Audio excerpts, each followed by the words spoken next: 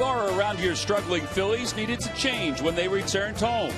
Although defeating the Padres isn't the litmus test for turning things around, the way they earned themselves a sweep was a good first step in the right direction. The next step involves the visiting Cubs.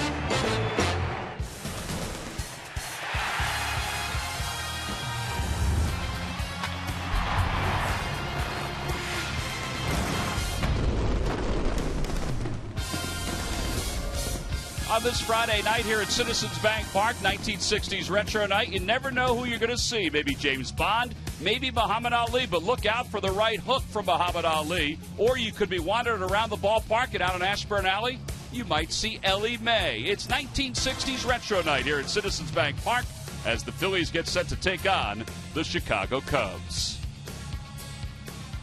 Hi, everybody. I'm Tom McCarthy, joined by Jamie Moyer. The Phils have won 3 straight games, and quite honestly, things have brightened up a little bit around the ballpark because they're playing better here at home. They really are playing better here at home, and it's nice to see the way the Phillies are winning. And it's starting with their pitching, and it's starting with their starting pitching. And they've been very dominant with their starting pitching in the previous series against the Padres. Obviously, they swept them, won 3 games. Batting average was very good. Runs scored was very good. But the telltale sign for me was the starting pitching and the bullpen ERA. Combined, they did a fabulous job in that series, and hopefully they can bring that karma to this new series with the Cubs. And the Cubs have really struggled on the road this year, just 11-24. Yeah, it's tough when you're in this type of a season and you're on the road and you have such a poor winning percentage. I know for a manager it's very difficult to try to get your team moving in a positive direction. All right, so the Phillies have had success over the last couple of days, really because of their pitching, but also because of their timely hitting. And some of the timely hits have come from guys that usually come off the bench. Well, yeah, here you'll see Reed Brignac's big hit, double yesterday to get the run scoring started. And again, here's a guy, Reed Brignac, who's not getting consistent at bats, coming off the bench. Had a chance to play yesterday, got a big hit, scored 2 runs, previously hit a home run. John Mayberry, another guy that hasn't had consistent playing time, but when he's had a chance to play has done very well. 2 doubles yesterday. There were big doubles in the game. And lastly, his last at-bat, hit a big 3-run home run to allow the Phillies to sail into the 9th inning in a very positive way. A lot of breathing room because of that swing right there by John Mayberry. It gave Ryan Sandberg a chance to also get Ken Giles into the ballgame for the first time. We might see Giles again tonight or at some point this weekend. Tonight it will be Jake Arrieta, who's a much better pitcher in the National League compared to his time in the American League, and he'll be opposed by right-hander Roberto Hernandez, who's making his 12th start of the season. All right, we also have a little history. We're on the doorstep of Jimmy Rollins is going after Mike Schmidt's record. Lineups at first pitch from Citizens Bank Park when we return. Phillies baseball is brought to you by Xfinity, your home for the most live sports. By Citizens Bank, introducing One Deposit Checking. Keeping things simple is helping you bank better. By Budweiser, here's to Budweiser, here's to baseball. By Toyota, where will Toyota take you? Visit buyatoyota.com to find out.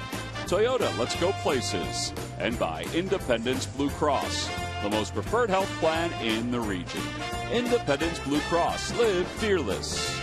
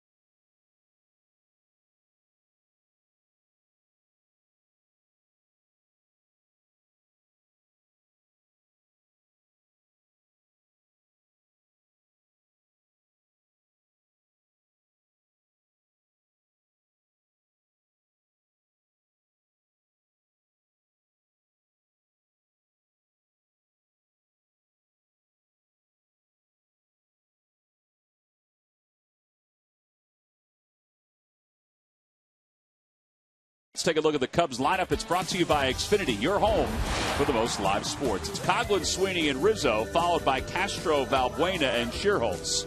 John Baker, Darwin Barney, and Jake Arrieta will wrap up the lineup for the Cubs. And they'll face Phillies right-hander Roberto Hernandez, who comes in with a record of 2-4. We're about ready to go. Both teams wearing uniforms from 1964. And the first pitch is over for a strike. Roberto's numbers, 49 strikeouts in 62 innings of work. Outside, 1 ball and 1 strike. And Jamie, there's no question that Roberto Hernandez needs to get a little deeper into these ball games. Yeah, it would be nice, especially if he could utilize his sinker, his changeup, and his slider, and get a lot of early contact, get a lot of ground balls, let his defense play for him.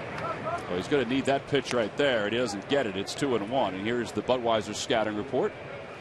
Yeah, tonight, hoping that, like I said, trying to get Roberto to utilize that sinker down and his changeup and his slider, working well together and working quickly, creating a quick tempo. Coughlin overall this year hitting 183 with a home run and 3 runs batted in. He's 0 for his last 7. When last we saw him, he was wearing a Marlins uniform. Now the 2-2 pitch.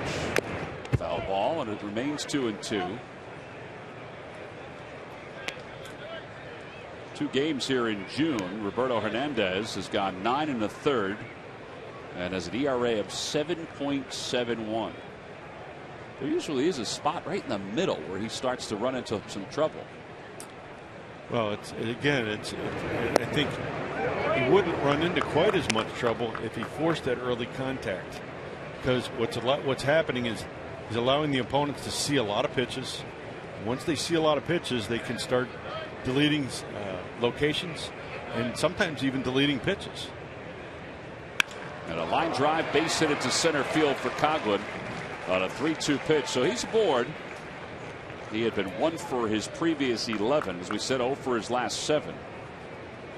So a leadoff single here in the top of the first, and it'll bring Ryan Sweeney to the plate. And that right there is what we're talking about. That pitch to Coughlin was a sinker, but it was up in the zone. And when it's up in the zone, it doesn't have quite the life that it does when it's down in the bottom of the zone or running down out of the zone. We saw that a little bit yesterday with Kyle Kendrick, and that's regardless of who you are. If you're a sinker ball pitcher, when you start to elevate the ball doesn't have quite as much life. Well, here's Ryan Sweeney, who's just off the disabled list. The Cubs put Emilio Bonifacio on the disabled list, and Sweeney was activated. He's been on the DL with a bad hamstring since the 3rd of May. So more than a month since he last played in a big league game. But on the upside of that sinker, if you can locate it down, a ground ball right here gets you a double play, and you've got nobody on, and you go to work on the 3-hole hitter. Yeah, his velocity, and I guess this doesn't always matter, but his velocity is good when it comes to the sinker. It's just more location than exactly. And I think the hitters will show you what kind of stuff you have. If they're getting good rips at the ball and you're elevating the ball, I mean, obviously it tells you got to get the ball down in the zone. Even if you throw it down the middle and it breaks out of the bottom of the zone. 1 ball, 1 strike to Sweeney. Now there's a ground ball right side. Utley dives. He gets it. He'll get a play at first. That's a heck of a play considering he was in at double play depth and had a very different angle to go after. He actually had to go back to his lefts. It was hit fairly hard. It was a changeup that was down. Right here you see Chase where he's located before the pitch is coming, and he goes over into this area here to get the ball. It makes a great play and at least gets 1 out.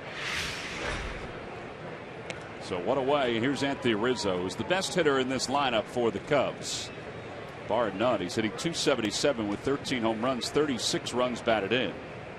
His last dozen games, he has 5 home runs.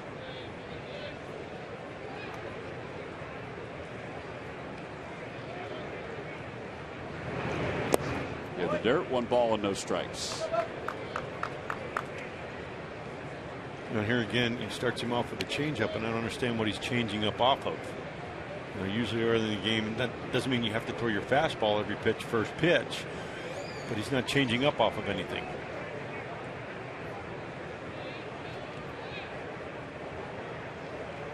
Outside, 2 balls and no strikes to Rizzo. All right, obviously it's early in the game. You want to go after hitters, but in the count, obviously you don't want to give him a cookie here to hit, but you know you still are trying to force contact, and obviously you're trying to keep the ball on the ground.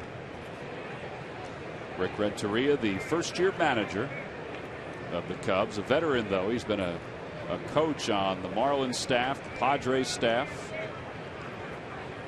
He's an excellent minor league manager.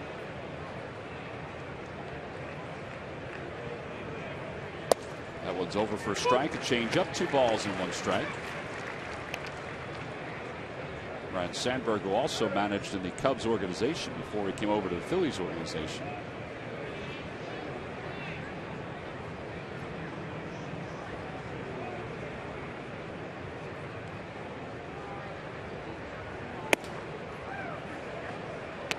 And you see his sinker right now. It looks like it has a lot of east to west action to it. It doesn't have north to south or top to bottom type of movement.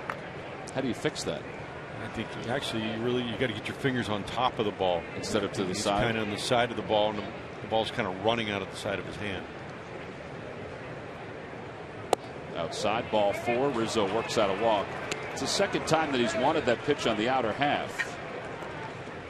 Oh, it's time now for the Nissan keys to tonight's ball game. Well, my first key is hoping that Roberto can go as deep in the game as Jim Bunning did throughout his career.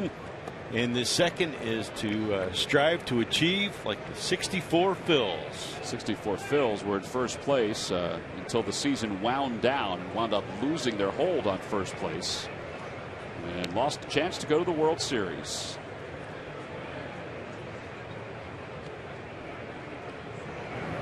Starlin Castro batting cleanup. Who would have thought that Castro would be the cleanup hitter for the Cubs? He's done quite well though in this spot. When I saw his name in the 4-hole today writing out the lineups, I was quite amazed that he was hitting in that spot. Well, they tried him in this area back in May for a short period of time. He did very well, and he's a very talented young player. Sometimes his attention span is diverted from the playing field. But he's got an RBI situation here. The count, no balls and 1 strike. And he takes inside. They appeal the swing, and he says, according to Lance Barksdale, that he held up. Well, when you're a team that's struggling as mightily as they are on the road, I think it does give you the opportunity to tinker with your lineup and try to find guys, the right situation in the lineup to put guys. Because it hasn't been working any other way for them. Nope.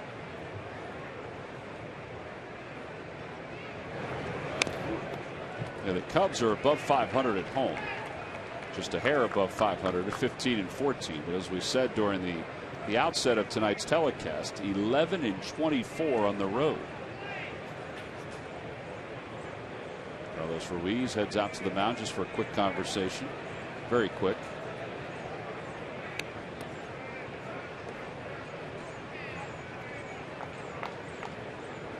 Well, ideally, if you can get it out here, even if the runners move up, that's great. But really, I think his goal here, get a ground ball and try to get yourself a double play. Well, he gets a strikeout on a good changeup. So we've seen a couple of good changeups in this inning from Roberto Hernandez. There are 2 outs here in the first. You see, and here's what we were talking about before with the ball. Looks like a strike out of his hand. And as it's getting to the plate, it's at the bottom of the zone and dropping out of the bottom of the zone. And he has Castro out in front.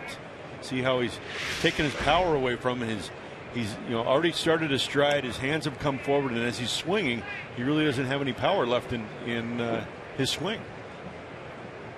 Well, now if they can get Luis Valbuena, a very hot hitter. It'll be a long first, but it'll be a productive one for Hernandez. Valbuena is hitting .293. He takes on the outside corner, 0-1. 3 home runs, 15 runs batted in. And ideally, you're not looking to be throwing 19, 20, 25 pitches in an inning. Again, that doesn't allow you to get deep into the game. Well, tonight's the kind of night where you're going to be taxed because of the humidity. It's warm and there's a lot of moisture in the air.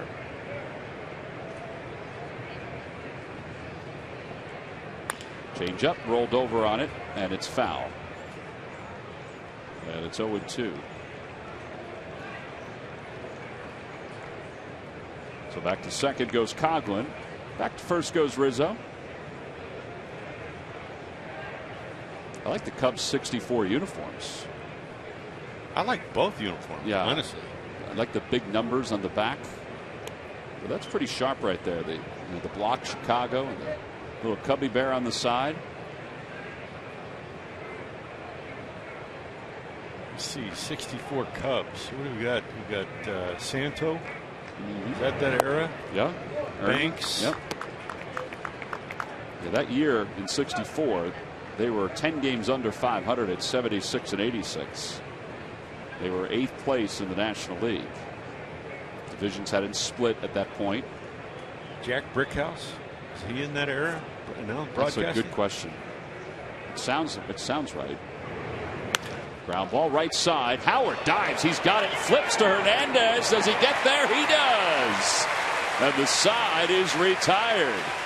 Well, Roberto had to wait a little longer to get that ball out of the air. But the top of the first comes to a close after 23 pitches.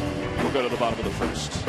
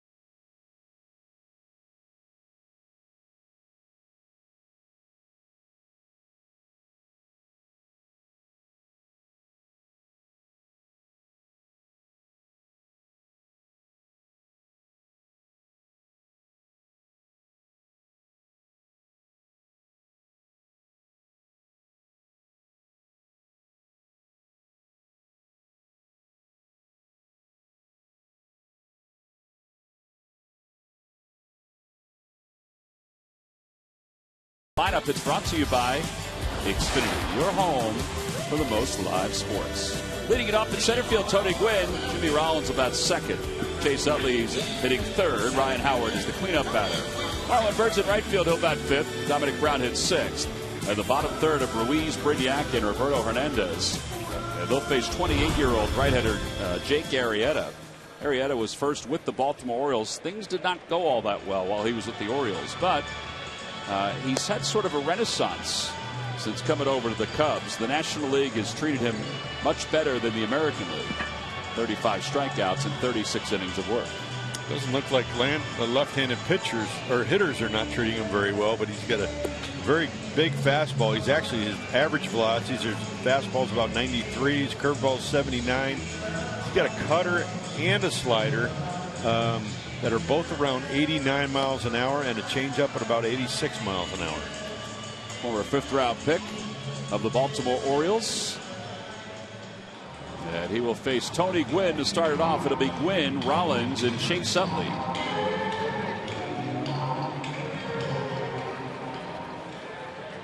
Tony Gwynn hitting 160 with no homers and 3 runs batted in.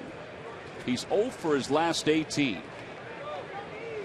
And he's going to get a chance to get some at-bats here. He just looked up at the video board and realized who they had him set up as. That's why he laughed. Actually, the video board picture they have of him kind of makes him look more like his dad than anything else, but they're trying to make him look like Bill Cosby. You see him start laughing when he looked up there? No balls and 1 strike. He is 1 for 2 against Jake Arrieta. Inside, 1-1.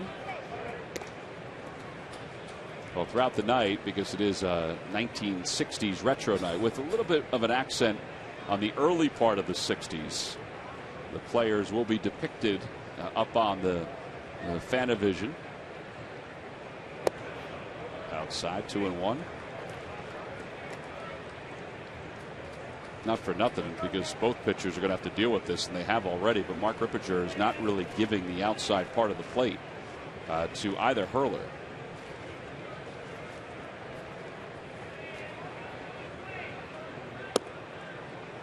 Certainly is given the inside part of the plate. It's 2-2.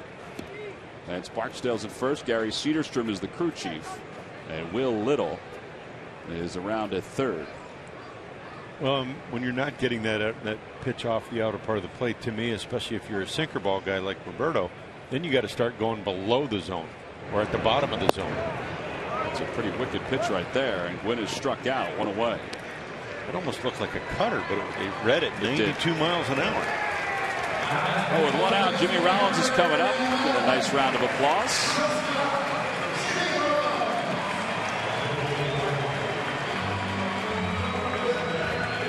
Rollins 1 hit away from tying Mike Schmidt's franchise record for base hits. Just 2 hits from establishing his own mark. Hitting .249 with 8 home runs. And he takes low, 1 ball and no strikes.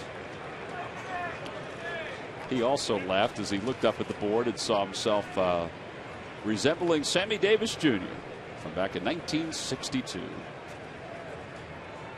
Sammy Davis certainly had a flair, and Jimmy Rollins has had a flair his entire career.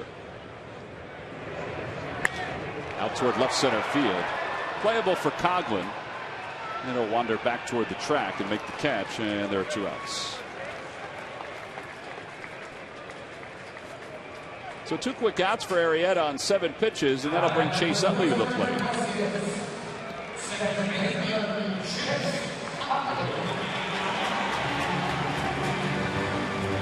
Utley hitting .314 with 4 home runs and 31 runs batted in. 3 for 10 in the series against the Padres.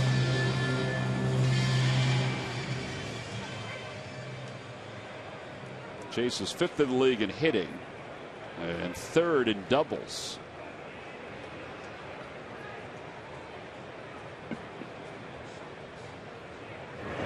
First pitch is outside, 1-0. Chase is supposed to be Mick Jagger.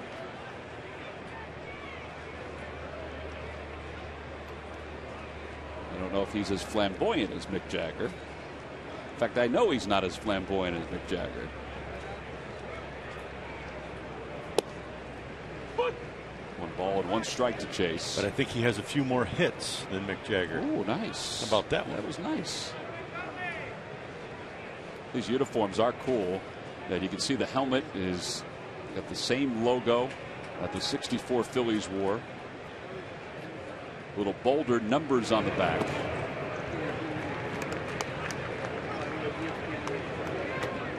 Lucky McDonald's Phillies home run jackpot contestant is April Engensteta. Sorry, April. From Sewell, New Jersey. If Phillies hit a home run in today's ball game, then April will win $100. 2 balls, 1 strike to Chase. And he fouls it at the plate, 2-2.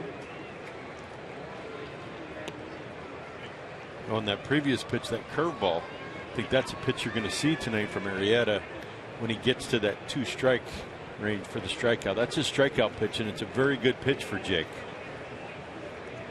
Off his fastball. Definitely off of his fastball. And right there, he came back with a fastball at 95. It's the hardest fastball he's thrown tonight. You can see Chase with just a tick behind it. Ground ball toward the middle. Backhanded by Barney, who flips across his body in time to get Utley. That'll be a 12-pitch inning. The side is retired in order. 1, 2, 3 go the Phils. We played our first inning here at Philadelphia. On to the second. Cubs nothing, Phillies nothing.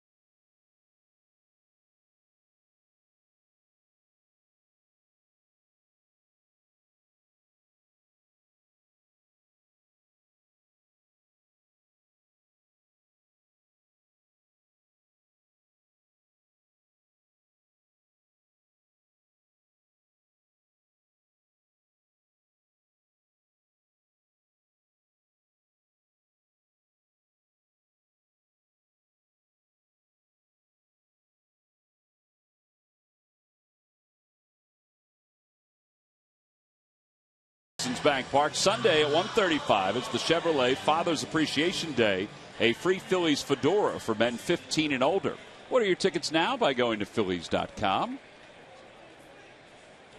You can get tickets 24 hours a day this weekend. You can stop by the ticket office if you want. As we go to the second, Nate Shearholtz will lead it off. Shearholtz played for the Phils a couple of years ago. Came over in a Hunter Pence trade. And went over to Chicago last year. Had a very good season. Not having the same success this year.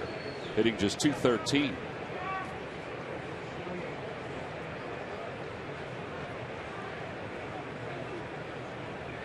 Outside, 1 ball and 1 strike. I remember Nate being more of when he was with the Giants, a more upright hitter, and actually hitting for a fair amount of power. I think when he came over from the Giants to the Phillies, you know what? You're right. I don't know if he was even this low when he came over to the Phillies, but last year he definitely was. There's John Baker, and with that, we'll check in with Greg Murphy. Murph? All right, thanks a lot, guys. Well, Jamie, you brought up your keys to the game, and one of those keys being that Roberto Hernandez just needs to go deeper in the games. It has been an issue all season long. In fact, he's made 11 starts so far this year. In 7 of those games, he's gone 6 innings or less, and in only 1 of those starts has he gone 7 innings or more. And he is averaging 18 pitches per inning. So if you do the math, he's already up around 90 when it comes to the 5th inning. So that has been a problem. That is something they have talked about. It's something that Roberto is well aware of, and something he's hoping to do better tonight, guys. Yeah, and the other thing, too, Murph, and we've watched this as the years gone on, because that was a good fastball there, is that there have been games where he's, and Jamie, you and I were just talking about this, where he's used his changeup off his fastball, but hasn't used his slider, and vice versa. Yeah, and why that is, I'm not sure. It's obviously a comfortability thing. It may be a release point thing. But for him to be able to utilize all 3 pitches, I think is going to be really beneficial for himself. Because otherwise he becomes a 2-pitch pitcher. And as a hitter, it gives you a better percentages on hitting the ball off of him. And again, as we mentioned in the previous inning, his sinker is really not sinking right now. It's more or less running. So for him to be able to find a way to get on top of that ball and get it to run to the bottom of the zone, like we've seen some of it like that right there, that was a good pitch. That was a good sinker. That ball had, a little bit of top to bottom run to it.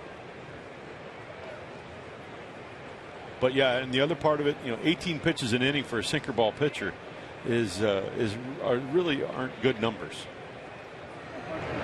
Swing and a miss. Good changeup. Second strikeout. And the second time he's gotten a left-handed batter on the changeup. They're 2 away here in the second. And another pitch he has utilized at times this season, especially with a left-handed hitter, is running that sinker off the hip, off the right hip of that left-handed hitter. Right there, you saw a very good changeup. Now, from a hitter's standpoint, if you don't make that pitch right, like let's say if you're a left-handed hitter, is it an easy pitch to hit with some authority? If that ball doesn't run like he's expecting it to, or if it runs to the middle of the plate, it is an easier pitch to hit, especially if he's going to has the ability to throw it, and he's only throwing 2 pitches. Darwin Barney fouls it off. It's no balls and 2 strikes.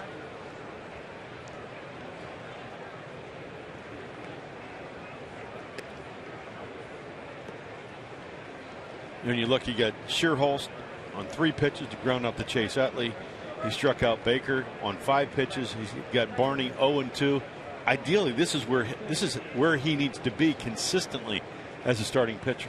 Pound the strike zone, force the hitters to swing the bat. Well, even right there, it wasn't a strike, but it was pretty close. And now it's 1 ball and 2 strikes. And when you're around the plate like that all the time, you especially as you get deeper into the game, there may be opportunities where you're going to get that as a called strike. Barney, the number 8 batter. Arrieta is on deck for Chicago. Fastball low. It's 2-2.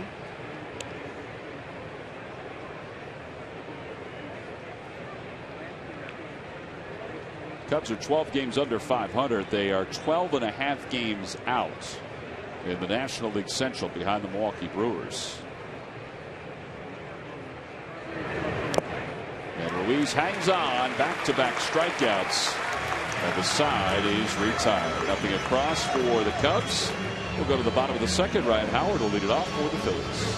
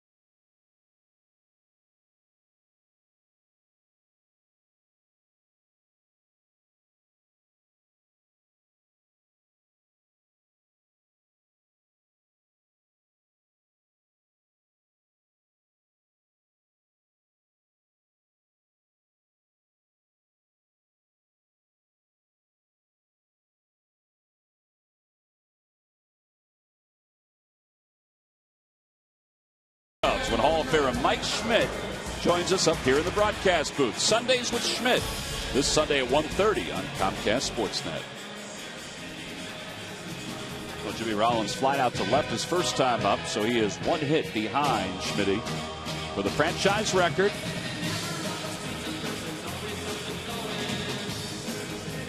Mike's last hit came in 1989 on the 25th of May against Tim Belcher of the Dodgers. Rollins, meanwhile, his first hit came on the 17th of September 2000 against the Florida Marlins. It was in his second at bat. And it came against Chuck Smith. Well, Ryan Howard will lead it off and doing his best Wilt Chamberlain impersonation when Wilt scored 100 points in Hershey, Pennsylvania.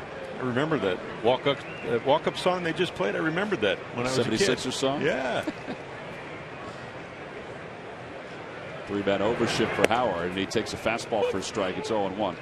Well, obviously the players always get a kick out of the Photoshop that has been done on these particular nights. But I think so far so good as far as what the players are thinking.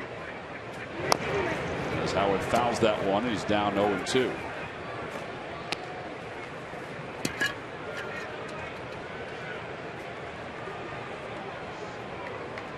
It is kind of funny watching their reaction when they do peek, and they do peek up at the video board.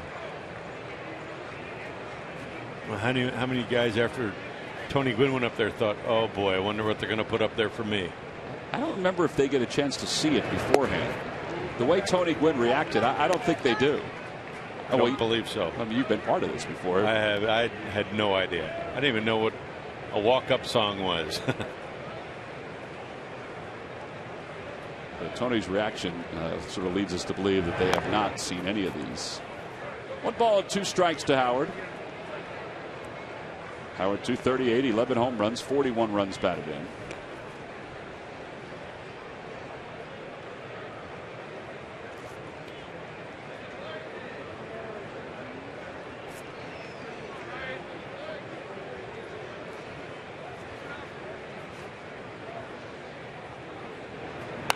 And he pulls it right into the shift. Barney in shallow right. Throws him out, 1 away. Well, we look back at the year 1964. A stamp was just 5 cents. The world population was a measly 3.276 billion. Everybody knows the Cardinals went on to win the National League pennant. And they went on to defeat the Yankees for the World Series title. Tom Jones won Best Picture. And the days of wine and roses was the song of the year. 5 cents for a first-class stamp. Guess they didn't have forever stamps back then. Marlon Byrd takes it side. 1 ball and no strikes. Marlon 259 with 10 home runs, 38 runs batted in.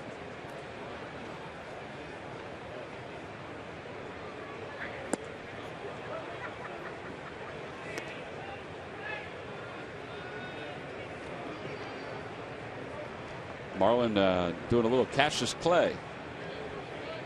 I can see that.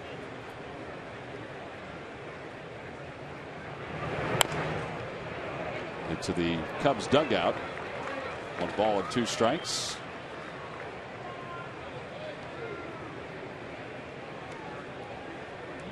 Marlon was 2 for 11 in the series against the Padres.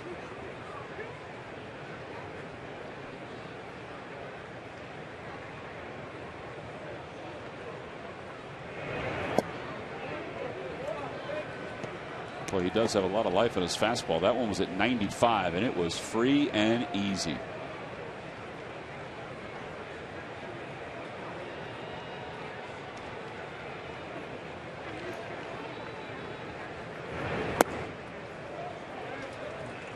It's got kind of an interesting windup. It almost looks as if he's pitching from the stretch at all times. Yeah, again, and everybody has their own little quirks in what they do. But you see him kind of side straddling the rubber. He just kind of takes a sidestep, and it's an easy delivery, very easy to repeat that. And ultimately, what you're trying to do is trying to stay on balance. You want to be able to pick your leg up, get your hand out of your glove, get your foot down, and allow your arm to get up so you can create that downward angle at home plate. Whereas you see a lot of guys, the traditional ways to face home plate, step back or step to the side a little bit, and turn into the rubber. This is almost like Tim Hudson, the way Tim Hudson pitches for the Giants. Yeah, and if you can envision Tim Hudson, it's almost like he's rocking. Right. It's just a little bit of a rock. Exactly. And that's really what it's all about. It's a rhythm and it's a tempo. It's the same way as a hitter. A lot of times you talk to a lot of hitters about how they prepare for a pitcher is when they pick their leg up is when they start their timing. And Bird is down looking on strikes, a cutter. There are 2 outs here in the second. So 2 strikeouts for Arrieta. And that'll bring Dominic Brown to the plate.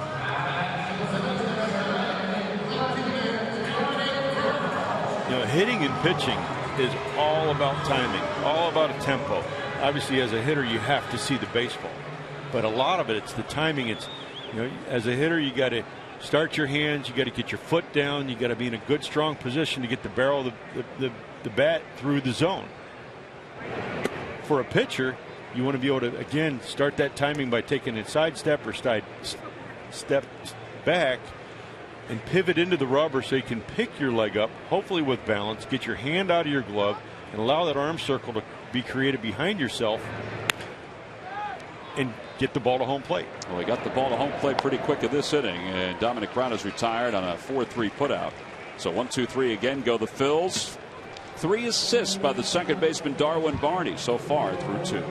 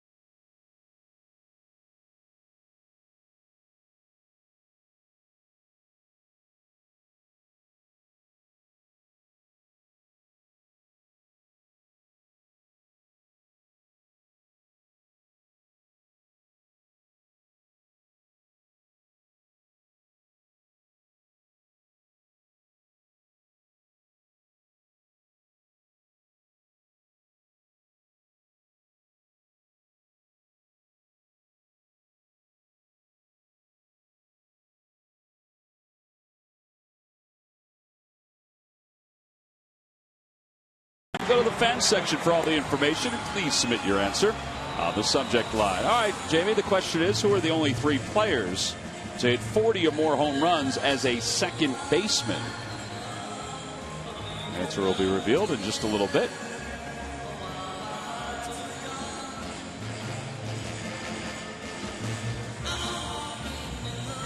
Well, in between innings, Ryan Sandberg's picture popped up on the Fanavision.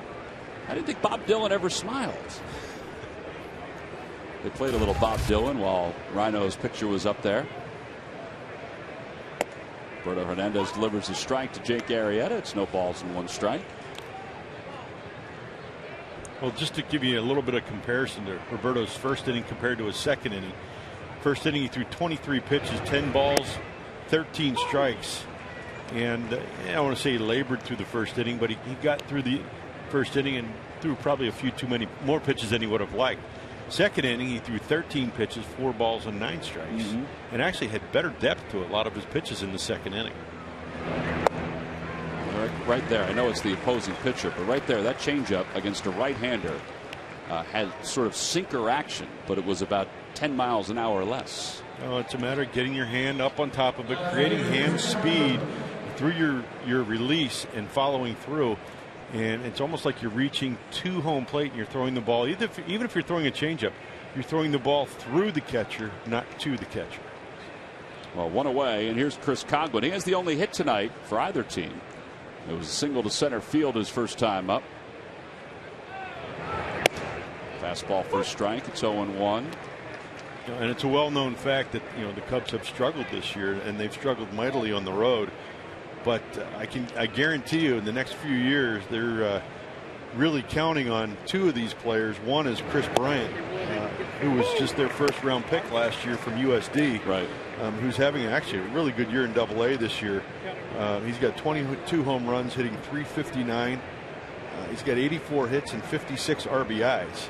So he's off to a great start this year. And then they have another kid by the name of Javier Baez, who's in AAA, who some are saying he's probably the best shortstop in the minor leagues. Well, see, that sort of leads to a conundrum for the Cubs, because they have Starlin Castro, who they think is sort of a foundation at shortstop, but it's tough to argue with those power numbers.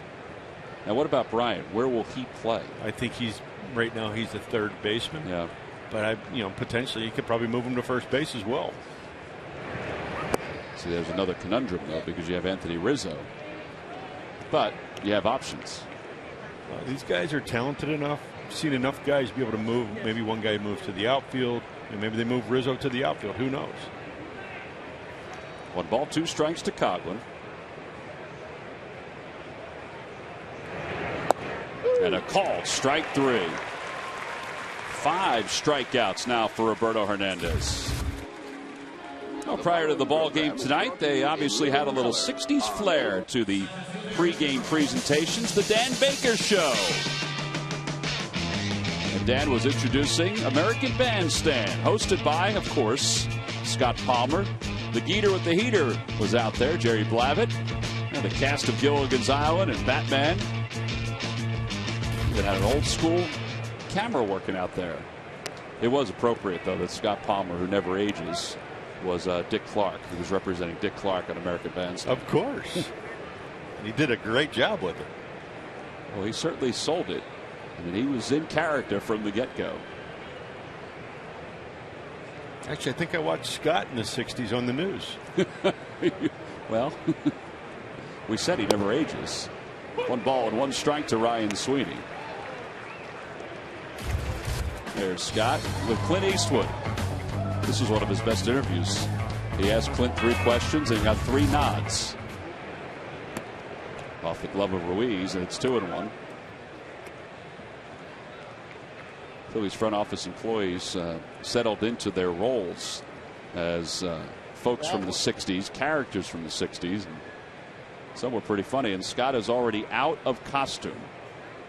He still has the Dick Clark hair going, but he no longer has the suit on. He's focused on something. Out towards center field, Tony Gwynn is there. Another 1-2-3 inning for Roberto Hernandez. Cubs go down in order. He's retired 8 in a row. We'll be back with the bottom of the third.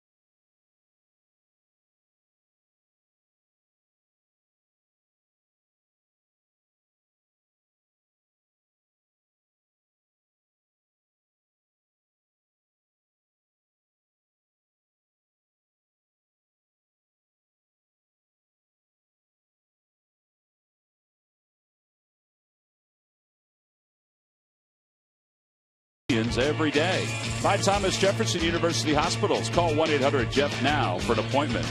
And by Nissan. Get to your local Nissan store for the ride of your life and save big today.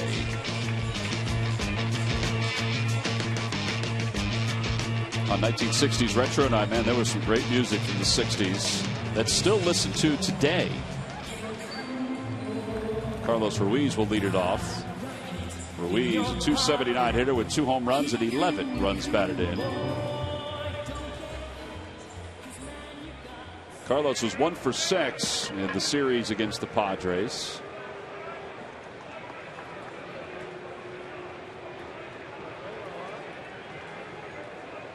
Arrieta's first pitch to him to start the bottom of the third. Outside, 1 ball and no strikes. Carlos settling into a role in West Side Story. I believe that's the Broadway rendition of West Side Story, not the traveling West Side Story show. 2 balls and no strikes to Carlos. Carlos does look like he would be a tough guy, particularly with his his hair like that. I can attest to that. 2-1 to Ruiz. I think we all can. We've been able to watch him play. Kind of really see he wears his colors on his sleeve, and he is a tough nut. He's an enforcer. On the inside corner, good placement. Got a backed up a cutter there, and it's 2-2. A tough guy with a big heart. How about that? You can't tell people that though, because then he won't be a tough guy anymore.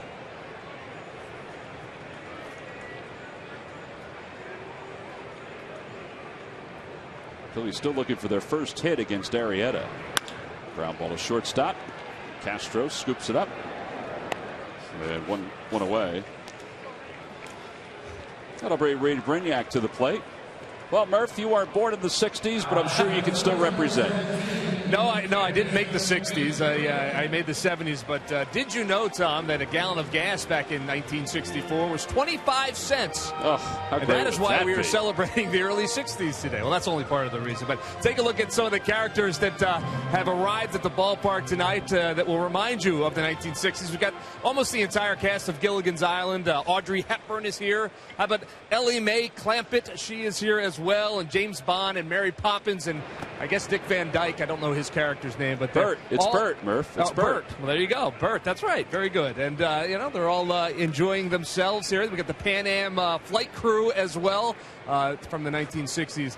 they've really outdone themselves this year, I would say. Nice job, and they're having a lot of fun out here, I can tell you that. I'm sure they are. That's pretty cool. Where's the professor, by the way, Murph? Why there's no professor? I don't know where the professor is. I can tell you that Jethro Clampett has taken off. That was Tommy Green, former major leaguer. He is somewhere in the ballpark, but he's no longer with us out here. But I don't know where the professor is.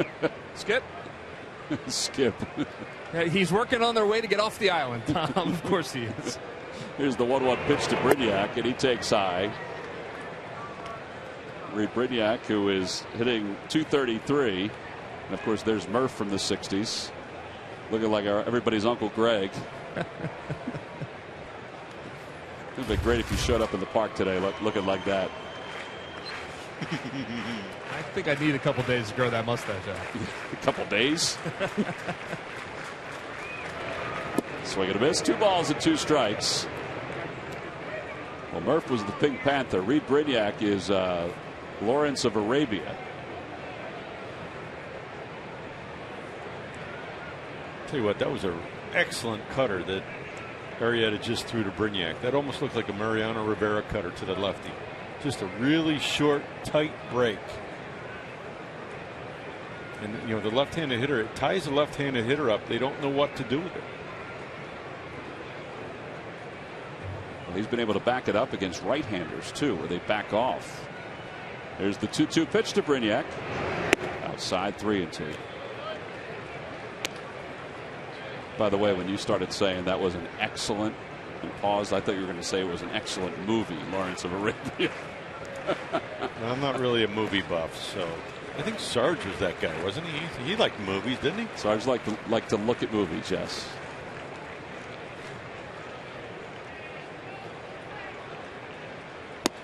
There's that cutter again. He holds, and it's the first base runner of the night for the Phillies. So a walk for Reed Brignac. Here's to Budweiser. Here's to baseball. On a warm night here in South Philadelphia, Roberto Hernandez will be the hitter.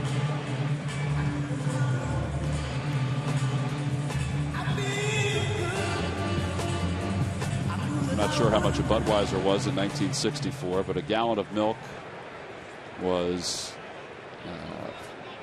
53 cents, 93 cents. I sort of was getting my numbers crossed up as Hernandez bunts it back to the mound, and the sacrifice is successful. Well, there are 2 outs. Oh, James Brown would only wish that he could bunt the way Roberto Hernandez just did. Yeah, there are 2 outs.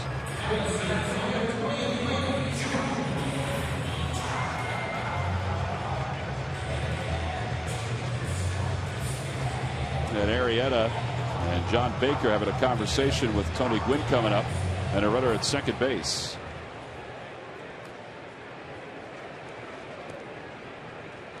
Tony struck out his first time up. He is now 0 for his last 19. Well, I think if Tony can get a hit here or find a hit or 2 in this game, we'll get him right back into the swing of things.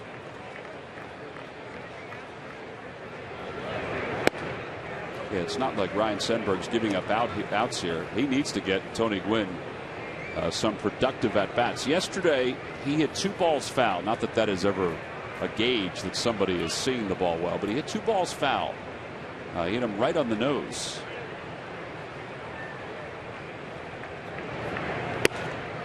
Up and away, 2 balls and no strikes. And I don't think it's always a hit. You have to get a hit that gets you back into the swing of things. Right. It's a good swing, a good pass, good timing. You know, your foot, like you said earlier, getting your foot down, getting your hands, you know, in that cocked position, ready to hit, and getting the barrel through the zone. There's a strike, and it's 2-1.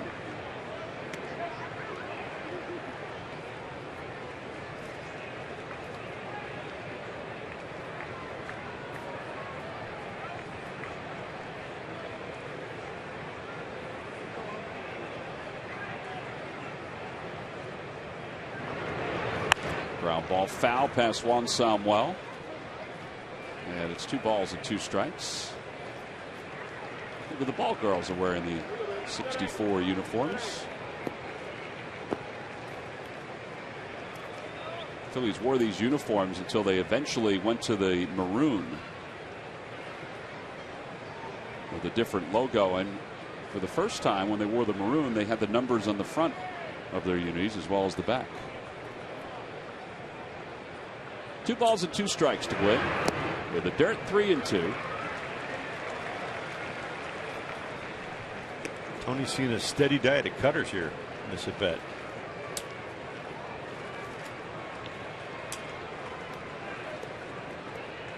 There's Jimmy Rollins waiting on deck.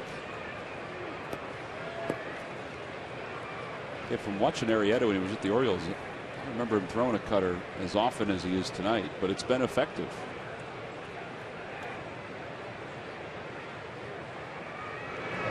Swing and a miss, and the side is retired. So for Arrieta, that's his 3rd strikeout. He leaves a runner in scoring position. We've completed our first 3 innings here in Philadelphia. On to the 4th in a scoreless game.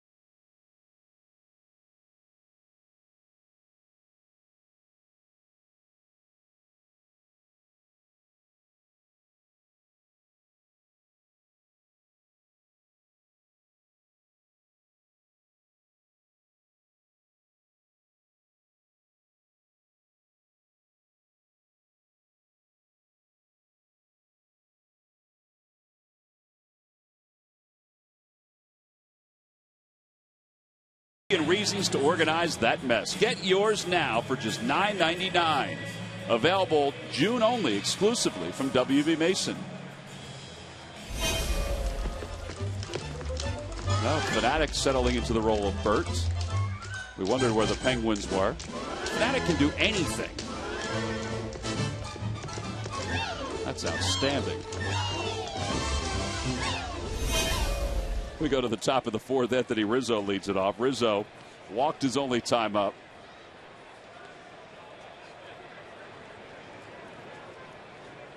One ball and no strikes to Rizzo. And it's inside, 2-0. Good trade for the Cubs when they picked up Rizzo from the San Diego Padres, a young kid. You talked about Chris Bryant and his pop and his ability in the minor leagues. Well, if he can translate to the majors and complement Anthony Rizzo, that'd be a pretty good middle of the order. And especially if you have him on the corners of the infield, that's what you're looking for your corner guys, is to hit for power and drive in a lot of runs. Up high, 3-0.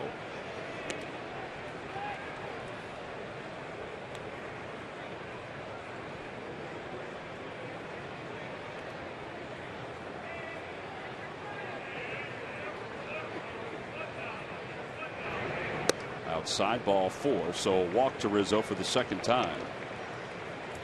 And that'll bring Starlin Castro to the plate. Well, before the ball game, the great Dick Allen and Cookie Rojas throwing out the first pitch, both members of the 64 team. Number 16, 1964. Boy, Dick Allen could have. You heard Mike Schmidt talking about him. Now in 64, of course, the Phillies finished in 2nd place, 92-70. They were in 1st place for a good part of the year. The last 12 games, they went 2-10. They had 10 straight losses before winning the last 2 games. That's why the Cardinals went on to the World Series to play the Yankees. Castro takes a strike. It's 0-1. Cookie Rojas, by the way, Jamie, is the only person that was at the stadium for both Phillies perfect games. That's pretty cool. Jim Bunning, he was a player, and Roy Halladay, he was a broadcaster. No balls and 1 strike. Up high, 1 ball and 1 strike. Now our director tonight, J.R. Aquila, was also at both games. His first game he ever went to was Jim Bunning's perfect game. Wow. And then he directed Roy Halladay's perfect game. That's pretty cool. Mm-hmm.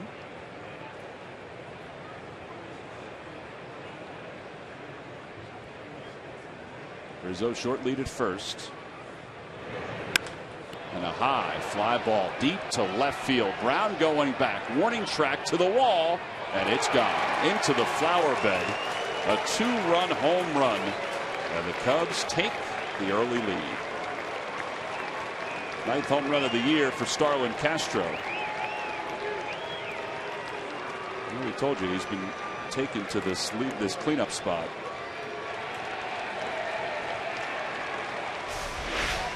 And you see here an elevated, looked like a fastball, and it just kind of ran. And again, that's what we're talking about with that the sinker that's not sinking, and that ball almost, it just kind of ran east to west. And Starlin Castro was able, a quick bat, and the ball was elevated, and he was able just to get the barrel of the bat to that ball and drove it out of the ballpark. Off the bat, I thought it was a fly ball. I did too. And you're right, he had to have a quick bat to get that one. Valbuena rolls one to the right side. Utley has it, waits for Hernandez to cover. Now there's one away. 4-1 on the putout. That was not an easy play right there. But the thing that made that play an easy play, obviously Chase does what he normally does, gets over to that ball. He waits for Roberto. But Roberto got off the mound very quickly as soon as that ball was hit. It gave him time to get to the close to first base and cut down his strides and get his body under control. You see right there, the steps get a little shorter. He gets his body under control. He catches the ball from Chase and touches the bag. But the key to that is getting off the mound as soon as the ball's hit. And it was a great feed too. It was up a little bit, chest high. He didn't have to reach around for it. Nate Scherholtz takes outside. Scherholtz grounded out to Utley his first time up. So 2-0 Cubs here at the top of the 4th inning. Well, we talk about that, the pitch that was hit by on the home run, but what really hurts is the leadoff walk. Sure.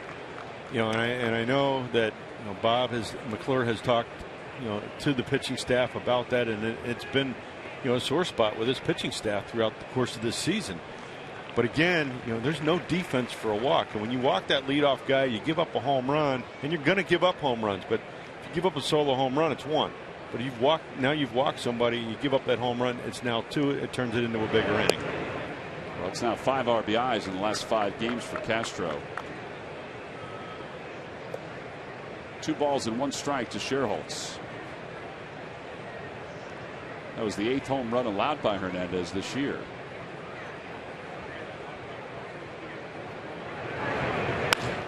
And a line drive base hit to left center field. Tony Gwynn cuts it off. On the backhand, Scherholtz trying for 2. The throw by Gwynn. He is out at second base.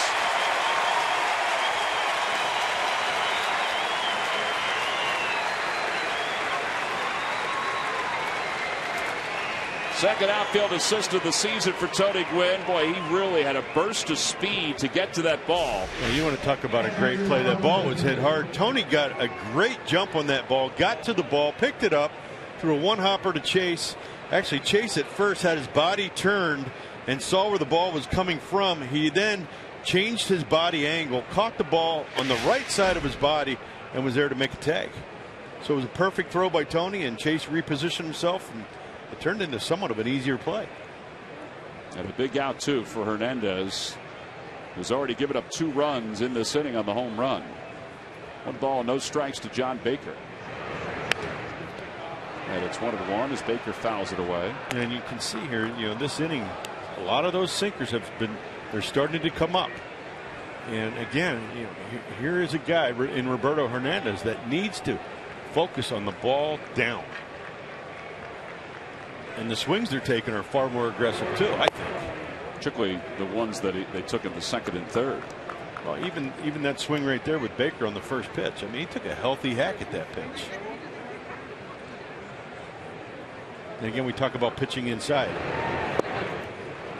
I haven't seen many pitches off the plate, to move a hitter's feet.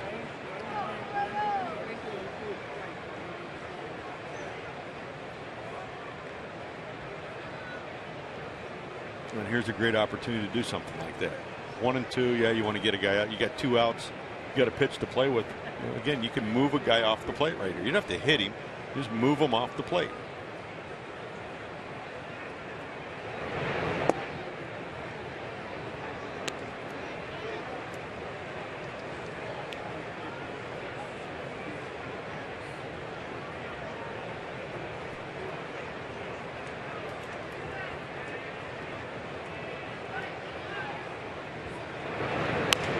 Chopper right side. Oh boy, that ball took an odd hop off the lip of the grass. Utley was able to stay with it. The side is retired. The Cubs do score 2 on a 2-run home run by Castro. Jimmy Rollins will lead it off when we get back.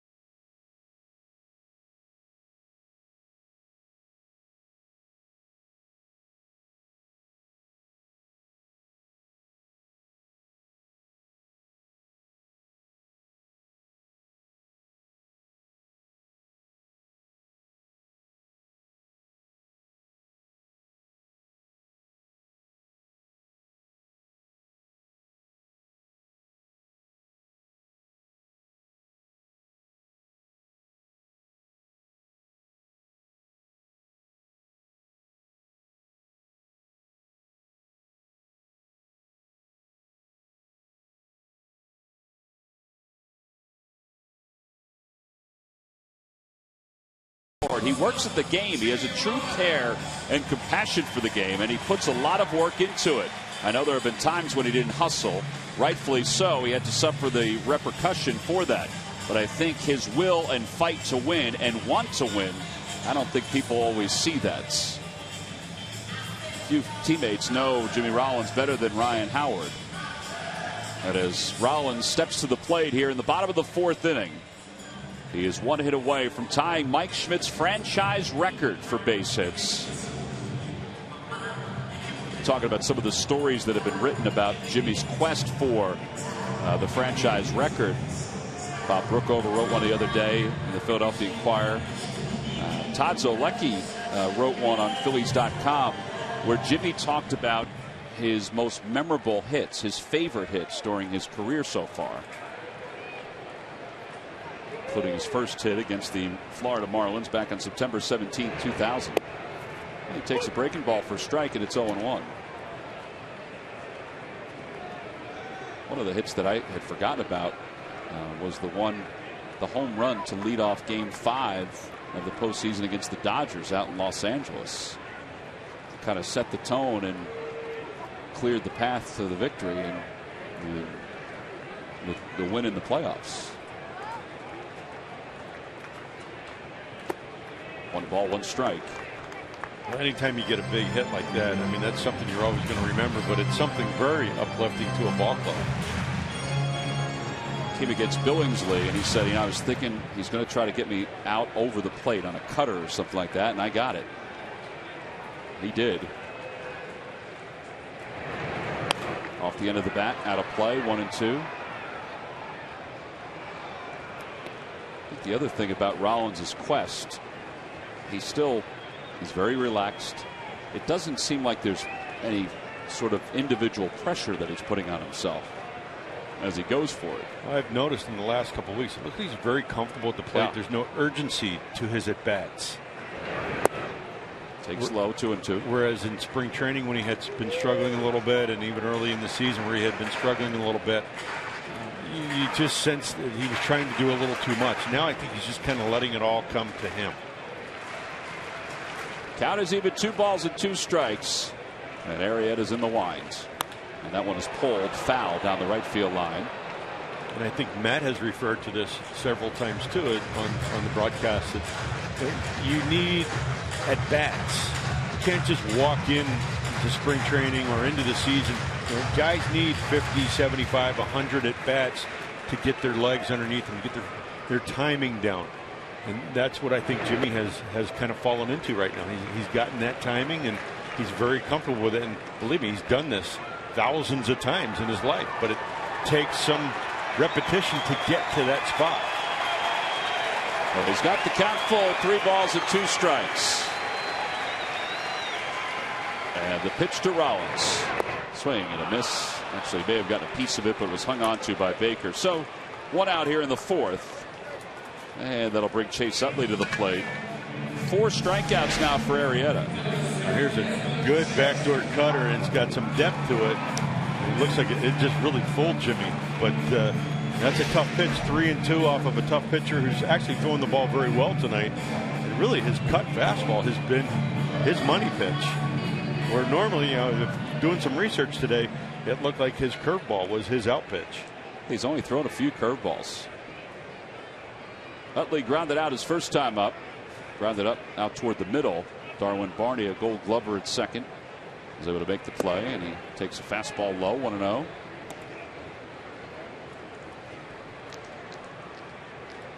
Tom, I get a little trivia question for you. Oh, okay. In '64, do you know the score of the game, of the first game they lost of that 10 run or 10 game losing streak? Breaking ball outside. It's 2-0. And do you know how they lost that game? Oh, it was the steal of home, right? Chico Very Ruiz. good. Bing, where's the bell? Thank you. Thank you. Thanks for the bell. Who was it? Chico Ruiz. Very good. Where's the bell? Okay. Nice. 2 balls and no strikes to Utley. And it's 2-1. Was it at 1-0? Yes, it was. Very good. Yeah, people don't want to remember that. Yeah, but that's baseball, and that's what makes history, and it's what makes it fun, I think. Unfortunately, the Phillies were on the downside of that, but still, it's one of those 10,000 plus losses, right? Yep. 1 hopper out to second. Darwin Barney makes the play, and they're 2 outs.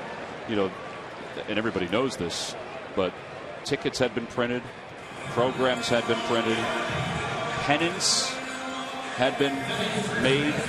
We're talking about the Phillies' 1964 National League pennant. My, how we learn, right? Well, when the Phillies returned the favor in 2007 with the New York Mets, 64 came up again, because they kind of did the same thing to the Mets that the Cardinals did to the Phillies. Ryan Howard's the batter, and Howard takes low, 1 ball and no strikes. And to me, that's what creates the great history of each franchise in this game. Good and bad? Good and bad. And to me, to be able to have a franchise that's lost 10,000 plus games, obviously you're not proud of it, but to have that type of a history, I think it's pretty cool. Well, I guess it's how you accept it. People talked about you giving up the most home runs. It is what it is. Your wife Karen made you a T-shirt with everybody's name on the back of it. There's the 2-0 pitch. But Robin Roberts said the same thing. I look at it and say, well, I had the opportunity. I had that many repetitions. Not that I was trying to do it, but I played long enough that I was able to give up 500 and we'll just leave it at that. 500 plus home runs. 3 balls and 1 strike. And actually, I'm honored. We have our own little club. Robin and I have our own little club. 500 home run club. Are you invited to the club where the hitters are? What do they say? No. Okay. Yeah, it's not quite celebrated like the hitters' 500 home run club.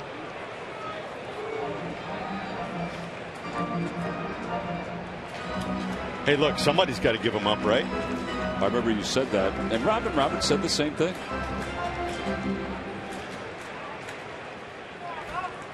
Three balls and 2 strikes to Ryan Howard.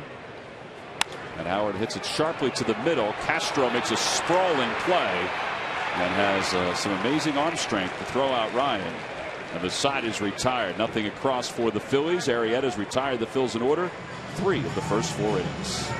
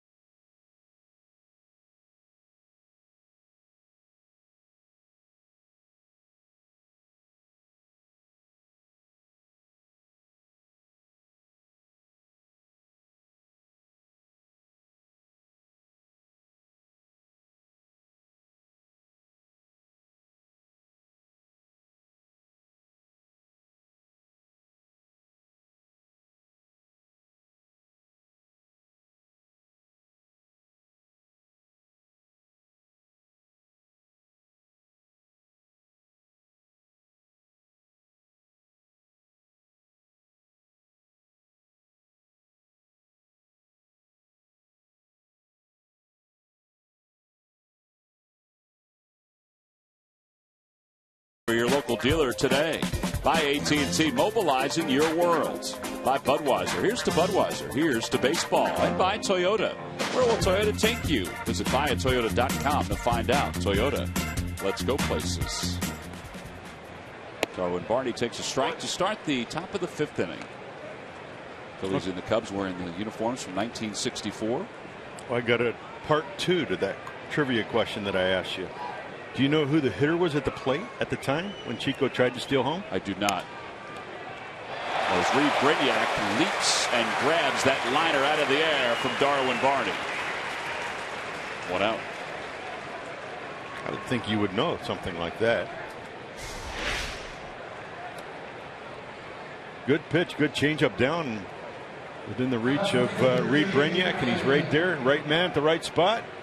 Got it at the top of his leap. 1 out. I think I do know this. I'm sure if you think about it. I'll give you a couple seconds.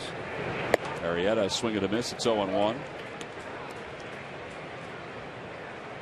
Okay, time's up. Time's up. You don't know? I don't. Well, I do, but I don't. Frank Robinson. Let me ask you this. Do you have any idea what the count may have been, if there was a count? No, but Frank was mad. Well, rightly so. Yeah. 0-2 the count to Jake Arrieta. It's a 2-2 count. Up and in, 1-2. I got to believe Frank had him right where he thought he wanted him, right? Well, that 64 season, obviously, I was not born at that time. We talk about the 07 team, overtaking the Mets. The Phillies had more control over that than, let's say, the Cardinals did. The Cardinals kind of had to sit and watch while the Phillies were sort of falling out of the race in '64. But it's amazing to think from '64 to 2007 how those stories sort of intertwined. That just missed. It's 2 balls and 2 strikes. No, and you're right, Tom. When you're on the upside of that, which I had the good fortune of being, it was a lot of fun. And it was exciting to come to the ballpark each and every day, knowing that you had a really good chance to win, and knowing that the fans were very supportive. And it was just a very, very exciting time here to be a Philadelphia Philly and to play in this beautiful ballpark at Citizens Bank Park.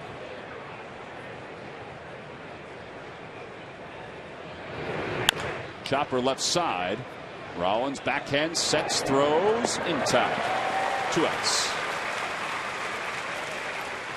Well, the '60s is a decade. The most games played, Johnny Callison. Chris Short won the most ball games on the mound. Callison had over 1,400 hits and over 180 home runs during the 1960s.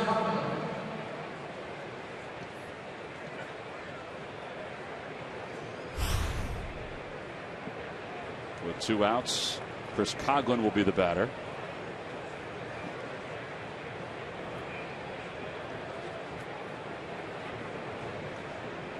Coughlin has singled. He's also struck out looking.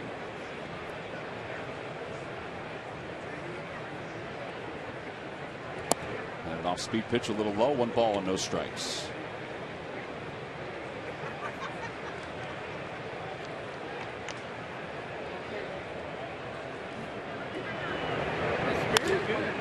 Liner to center. Gwynn coming on, and he makes the sliding grab. Couple of solid defensive plays by Tony Gwynn Jr. in this ball game. Cubs go down in order. We'll go to the bottom of the 5th at a 2-0 game.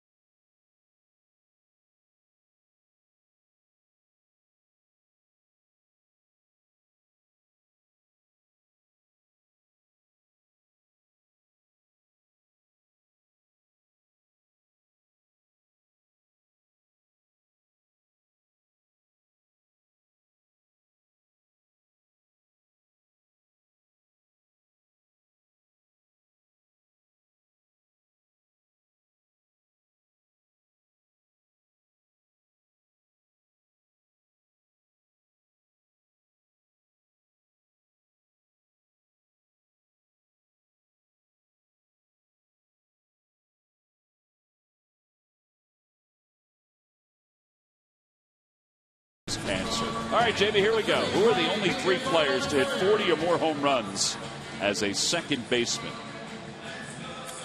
I'm going to say Rogers Hornsby. That is correct. In 1922, he hit 40, which was a lot at that time. All right. Davy Johnson.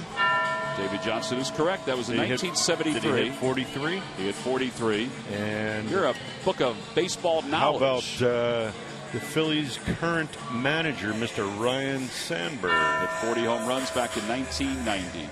Log back on to Phillies.com to find out if you're the winner of a Phillies prize pack.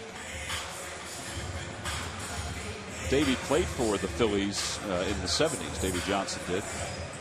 Also played in Japan. You know what? Now that you say that, when you first said it, I'm like, no, he didn't. But now I'm thinking about it. You're right, he did. Yep. Huh. That guy I thought of the other day, downtown Ollie Brown. Yeah. Downtown Ollie Brown. Going down memory lane, right? TT, Tony Taylor. I love the Phillies, and I love Phillies Franks. Yeah, Tony was hoping to be here this weekend, but he's a little under the weather. Bill Tony's feeling a whole lot better.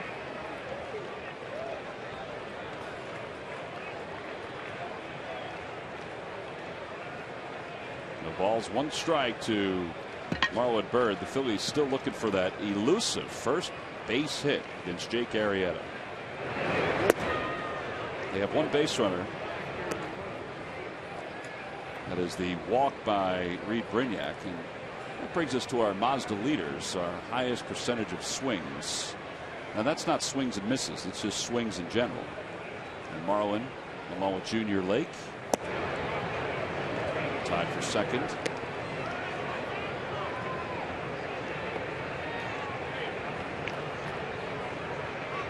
Oh, when you see something you like, you got that club in your hand, you're trying to do some damage.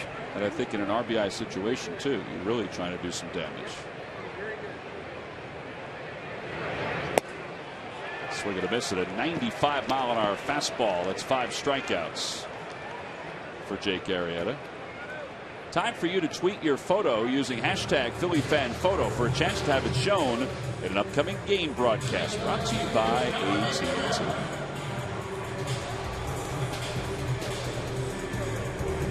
Well, I think it's safe to say Arrieta is just mixing his pitches. It's not just one dominant pitch here tonight. He really has command of all of his pitches, and I don't think we've seen a changeup yet. No, and there have been some deep counts. You see Dom Brown, Dom Ray Brown, Ray Charles from 1960. Swing and a miss, 0-2.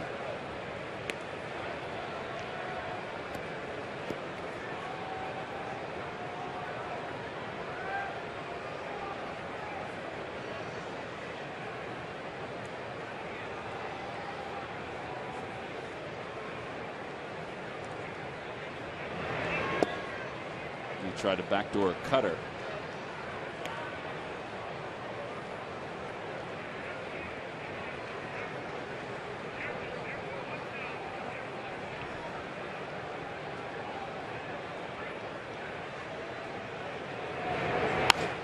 Dom down the left field line, slicing. It is a fair ball. It hits some chalk, and it kicks her out into the corner. Dom Brown into second base with the first hit of the night for the Phils, and it comes here in the bottom of the 5th inning. Double number 9 for Dom Brown.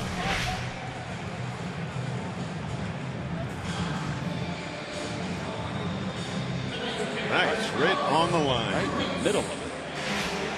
Now, if you're wondering, there probably are some folks that are. That is reviewable, that particular play right there. There's no need to review it if you're Rick Renteria. Anything beyond the infield dirt into the outfield is reviewable, fair or foul. Carlos grounded out to shortstop his first time up.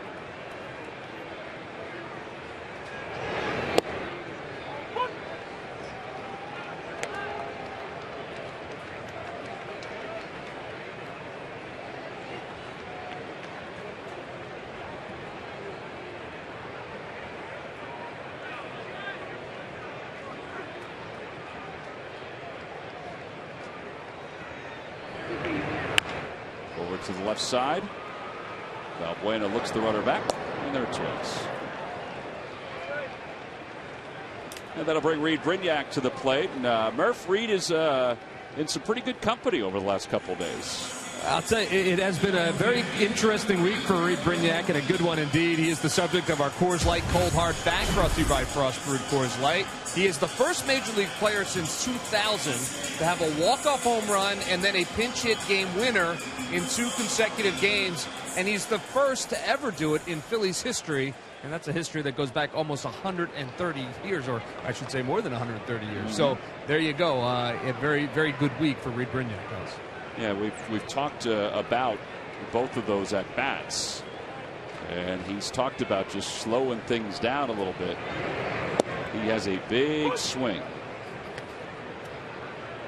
and in both of those cases, I don't want to say he shortened up at all, but he got in good hitters counts to then produce. Oh, the home run, it was a fastball down the middle. The double yesterday was a really good pitcher's pitch, running away from him, and he just stayed with it and hit it to the left side of the field. Off the hands, out towards center. Coming on is Sweeney, and he makes the sliding catch. And the side is retired. The Phillies do get their first base hit. A one-out double by Dominic Brown. But we've played 5 innings here at Citizens Bank Park, and the Cubs lead it 2-0.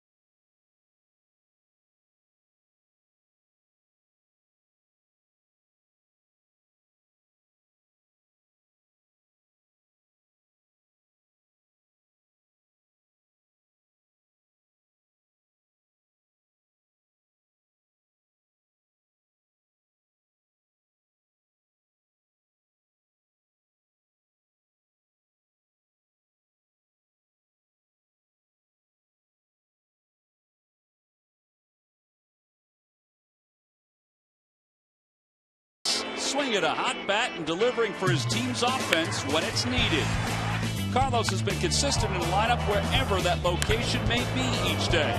In addition to his offense, his defense continues to be there when called upon, handling the pitchers and handling whatever comes his way. He takes a beating and comes back stronger each time. And his resiliency is brought to you by Independence Blue Cross. Live fearless.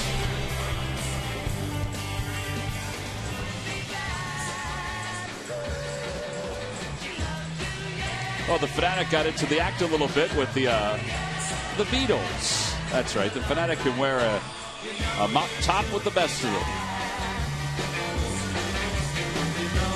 That is a genuine guitar that the Fanatic is using. It's not a prop. We'll go to the top of the 6th inning. It's 2-0 Cubs on top. And Ryan Sweeney will lead it off. It'll be Sweeney, Anthony Rizzo, and Starlin Castro. These two teams have combined for 4 hits tonight. But it's 0-1.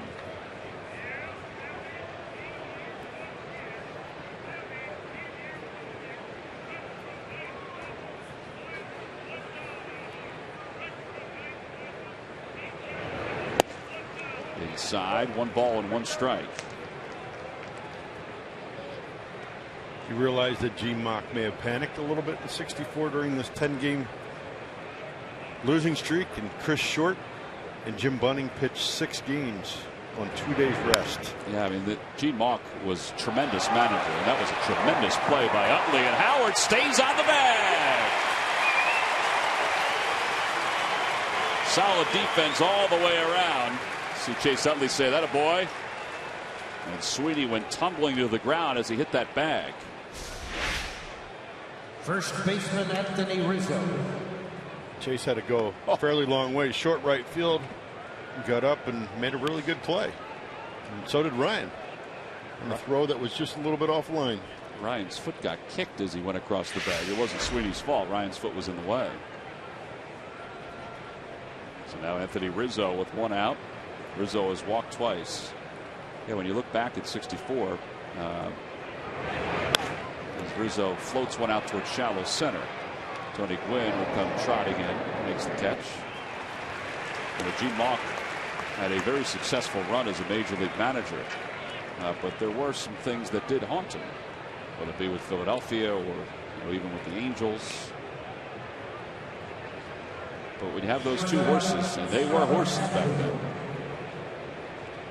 That's amazing. 2 days rest. Oh, I mean, the way those guys pitch too. I mean, you were kind of a,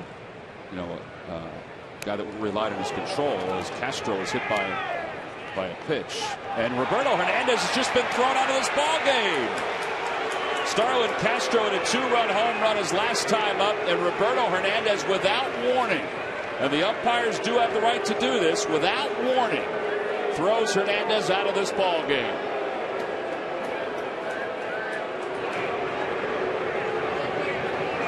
Wow. Ryan Sandberg is saying there's no way he's throwing at him there. So there's no way he's throwing at him there.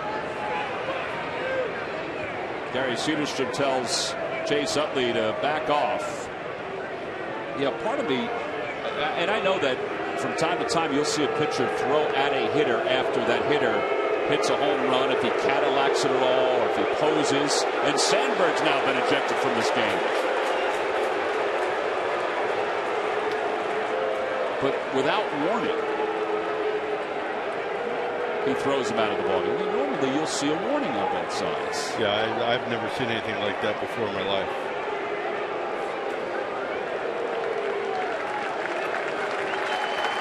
I think that's jumping the gun, honestly. I mean, I know they have to protect the game itself, protect the players, but if you're the home plate umpire, Mark Ripperger, I think you have to throw a warning out there.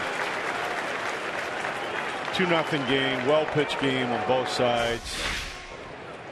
I mean, this ball zipped right in. Ruiz is set up outside.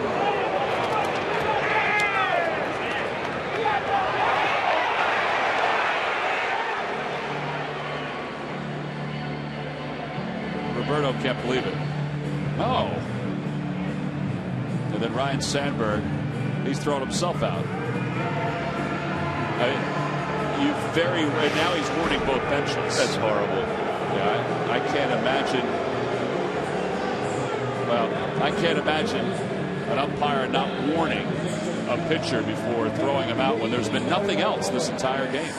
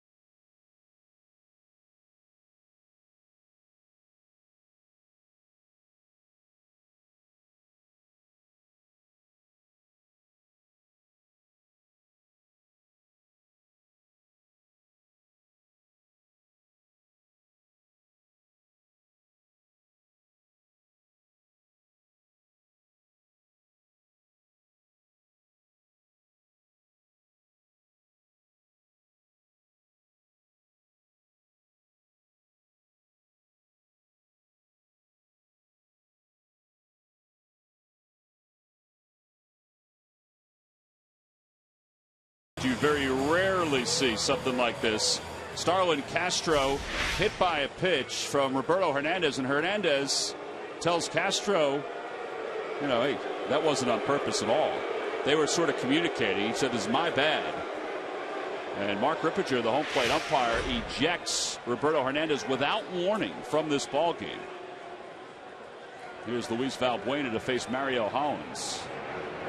So let me guess, if Mario throws an errant pitch here and hits Valbuena, is he going to throw him out of the game that's too? The thing, both benches have now been warned. It's up to Ripperger, who made the call to decide whether it's intentional or not. And based on his previous decision, I don't know. I just think it's crazy that you don't warn the pitcher first. I mean, things like this happen. Unintentional situations like this happen. Intentional things happen, but I think you have to warn There was nothing else that took place that would warrant that, except for a home run.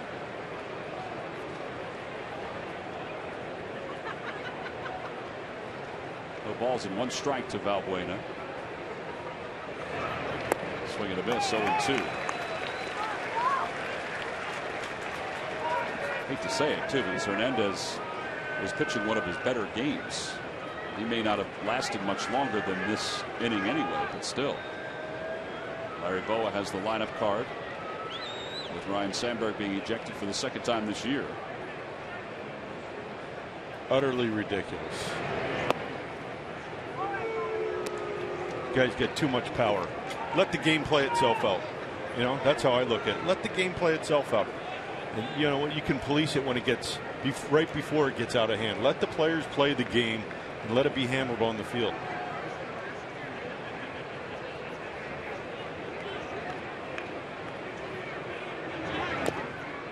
And Ruiz can't hang on 2 different times. He tried. There remains 1 ball and 2 strikes. You know, and I think anybody that's played the game understands that. And that's the hard part, you know, even to try to parlay or pass along. But yeah, you see a foul tip there. Carlos went off his glove and made a great effort, great second effort to try to catch that ball.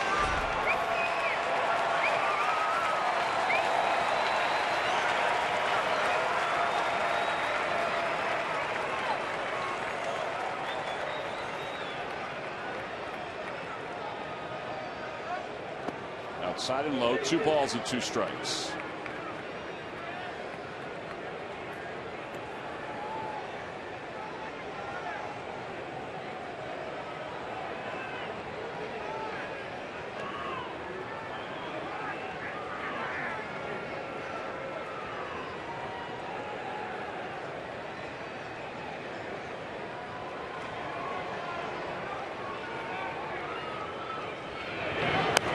The hands up toward the Hall of Fame club.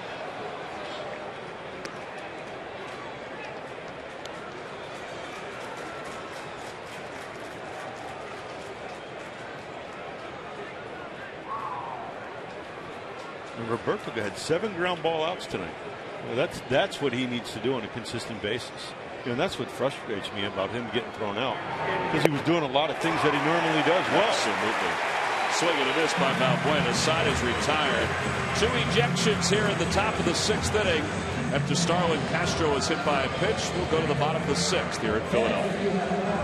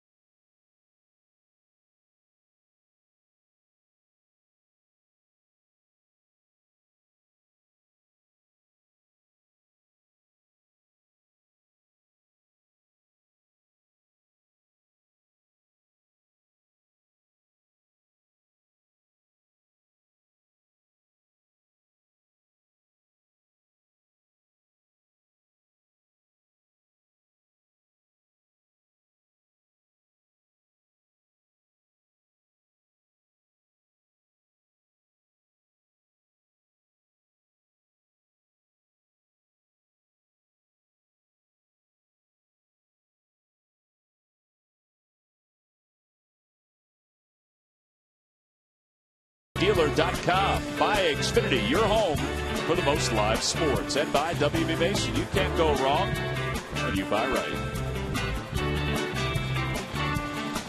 Well, it's 2-0 Cubs as we go to the bottom of the 6th inning. What had just happened between the Phillies and the Cubs would have never happened in '64. They would have never ejected a pitcher for hitting a hitter. But that is what happens. Roberto Hernandez was ejected from the ball game after hitting Starlin Castro, who did hit a 2-run home run, but that doesn't warrant an ejection when you hit a guy the next time up, particularly when there were no other altercations. No, the game was moving along at a good pace. I just can't figure that out. I've never experienced that before in a game of baseball.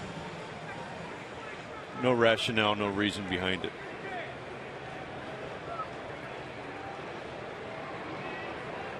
Ben Revere will lead it off as a pinch hitter, and Revere takes outside. It's 1 ball and no strikes.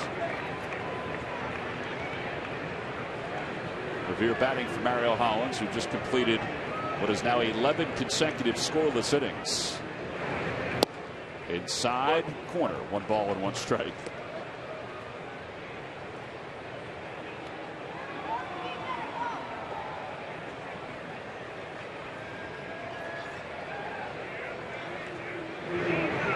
Curveball. That was an outstanding curveball right Sure there. was. That had some top to bottom.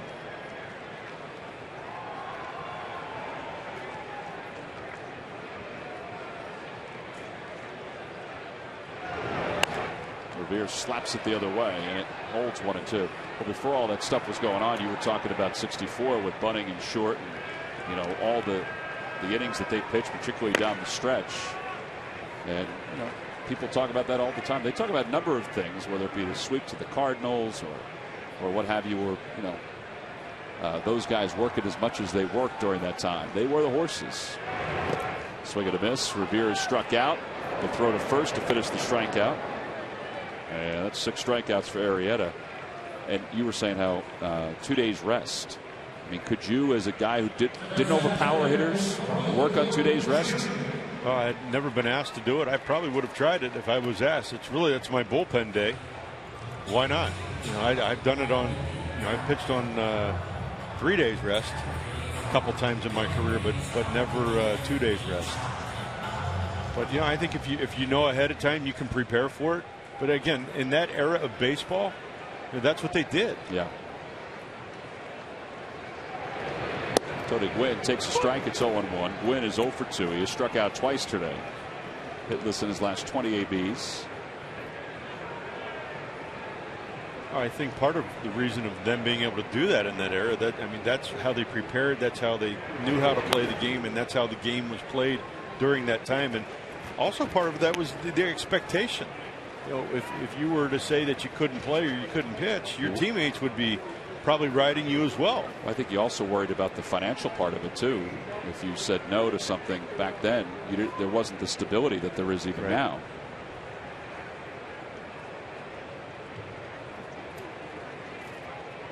Oh, 0-2 to Tony Gwynn Jr.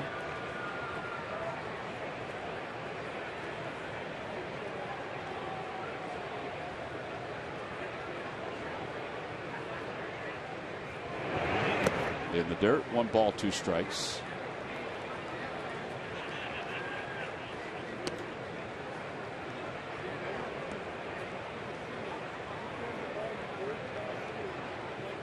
On the Toyota Major League scoreboard, the Braves lead the Angels 4-1. Evan Gattis, a 3-run home run. Angels are visiting Atlanta, which is where the Phillies will go after this series comes to a close. Ground ball foul.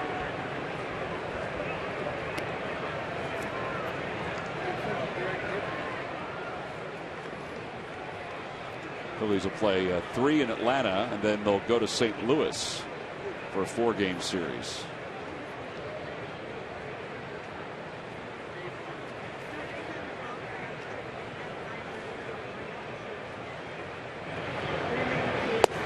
And a called strike 3. Gwynn is down looking and has struck out for the 3rd time. That's 7 strikeouts for Arrieta.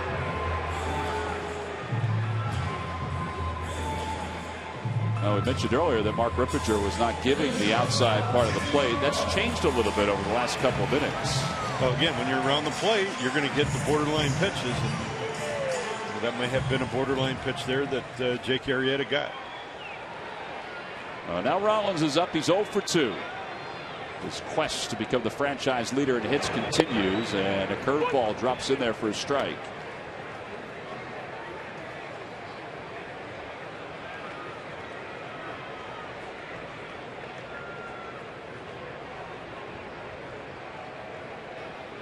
Off the glove of Baker.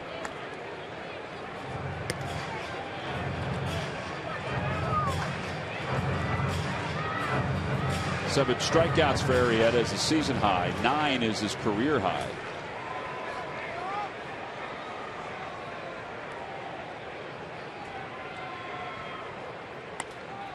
Popped up third base side. Valbuena, he may have room.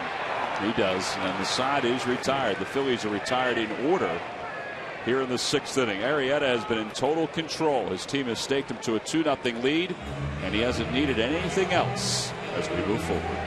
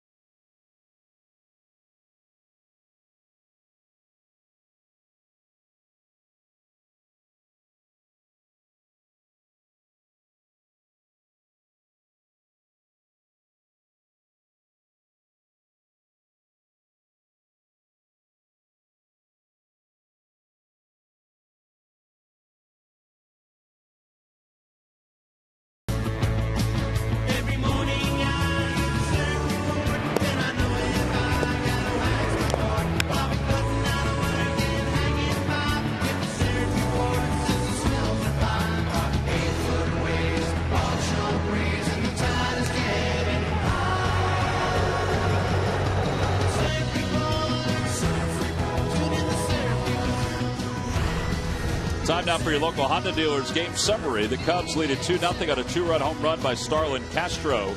Jake Arrieta has allowed only 1 hit. That was a double right off the line by Dominic Brown. That's it. Roberto Hernandez and Ryan Sandberg both ejected from this game in the 6th inning. And what was one of the stranger things that you've seen.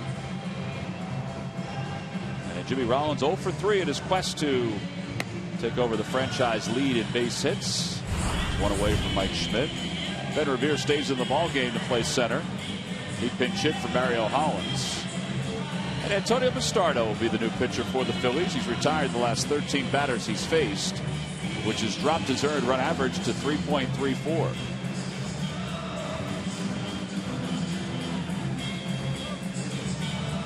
So he'll face the left-handed hitting Nate Schierholtz, and John Baker, also a lefty, and Darwin Barney. Well, pitching has not been the issue here tonight. It's more about the offense and only managing 1 hit against Jake Arrieta.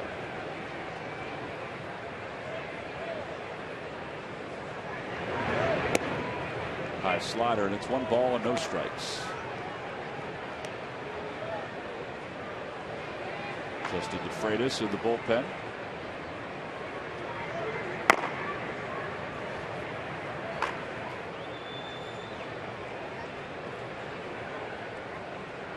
Swing and a miss. Another slider. It's 1 ball and 1 strike. Remember a guy by the name of Phil Plantier? Yeah. It almost looks like Nate Schierholtz has his style of batting stance. Remember Phil got down call. Really low? Yeah. Phil Plantier, now the hitting coach for the Padres. Yes.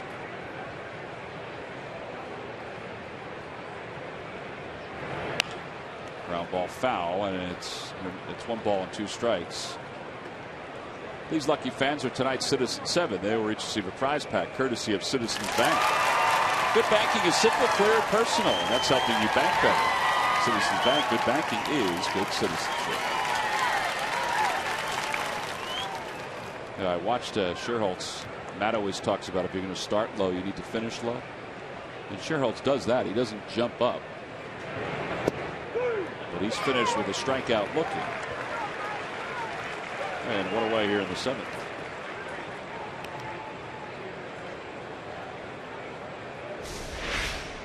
And you see he's kind of crouched over. He's bent at the knees, bent at the waist. And, look, I'm sure his head is not over the plate, but he gets a good vantage point of the pitch coming to the plate. And that was a very good pitch by Antonio Bastardo. It's a fastball done and away after seeing 3 sliders.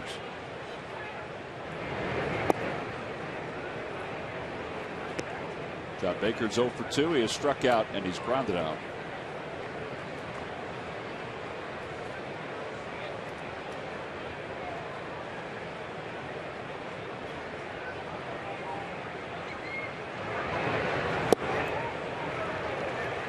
Cubs have, and I'm counting the pitcher here, 1, 2, 3, 4, 5 hitters in this lineup that are hitting either 200 or lower.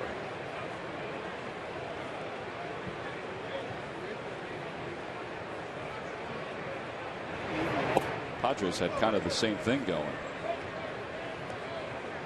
which in this day and age is very strange to see at this point in the season. The Cubs also have a pitcher throwing a 1-hitter tonight.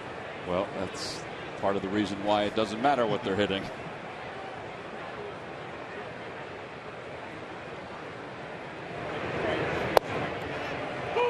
Two and 2. And he's actually throwing the ball very well. He is, and it's a warm night, so there's really no issue of him staying loose or not. Although when you're throwing a 1-hitter, I guess you're feeling pretty loose. Yes, you are. A little tapper foul. Probably thinking if he gets through this inning, he might be thinking about going 9.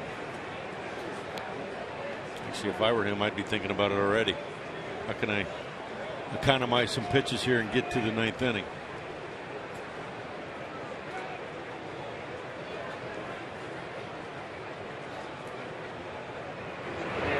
Swing and a miss, and Baker struck out. Back-to-back Ks for Antonio Bastardo, so he's now retired 15 consecutive batters. Oh, we mentioned it earlier, our AT&T fan photo of the game. This one comes from Sue Bavitas. Sue's got some canines that are repping the Phillies wear. That is a great shot. Tweet your photo using hashtag #PhillyFanPhoto for a chance to be shown in an upcoming game broadcast brought to you by AT&T. That's a handful having three big dogs like that. Barney hits one out toward left. Dominic Brown moves a few steps, makes the catch. Antonio Bastardo's having himself a little bit of a resurgence over the last 10 days. He's retired 16 straight batters. Good stretch here at Citizens Bank Park with the Phillies down 2-0.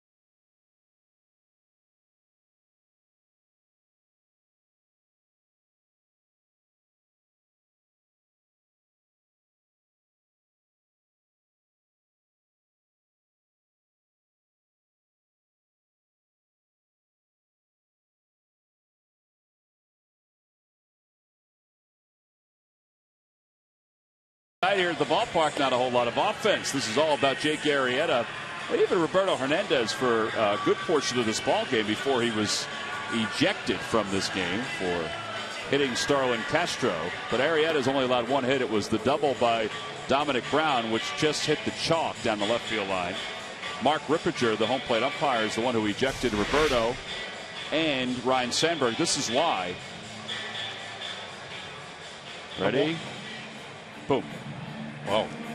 I'm wondering if Arrieta threw an errant pitch right now and hit somebody, if he'd get thrown out. Well, that's the part of it. It's in the hands of the umpires, obviously. Anyway, they have the right to do it, I guess. I mean, it's their game. We always talk about having a feel for the game. I guess it is their game. Well, I don't mean I didn't mean it that way, but I guess that's how I took it. Yeah. Chase Utley will lead it off. Utley has grounded out twice. Had a breaking ball, and it's 0-1. But we always say you have to have a feel, and I'm not saying that Mark Rippiger doesn't have a feel, but I think what he felt was a little different than what everybody else felt.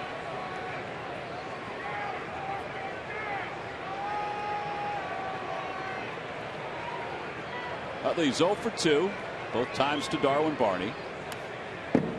Inside, 1 ball and 1 strike.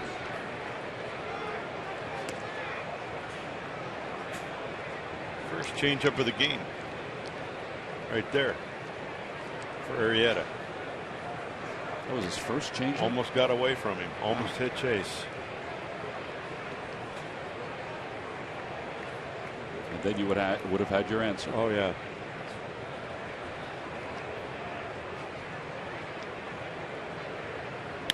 And Utley pulls it to right, but it's right at Scherholz. There's one out here in the 7th.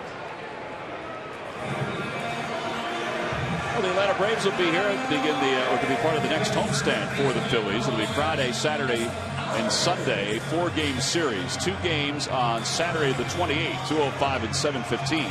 And on Sunday the 29th, it's the Rothman Institute Dominic Brown jersey, free to fans 14 and under. Tickets can be purchased by going to Phillies.com. No, Jamie, there are 3 members of the Alphabets. Local band. Foul ball by Ryan Howard. It's 0-1. They were out in Ashburn Alley performing earlier as part of 1960s retro night. They have those fedoras on. Yes, they do. Howard went around. It's 0-2. We also had a visit from the Green Lantern up here in the booth a few minutes ago. Scott Air repping the Green Lantern t-shirt. Always good to see Scott. Fun guy to be around. And a call, strike 3, right at the knees. 8 strikeouts for Arrieta. And not a bad pitcher, by the way, either. Scott Air? Yes, sir. Phillies got him from the Cubs. Yes, they did. After 2 cutters in, Jake Arrieta paints a good fastball at the bottom of the zone for a called strike 3.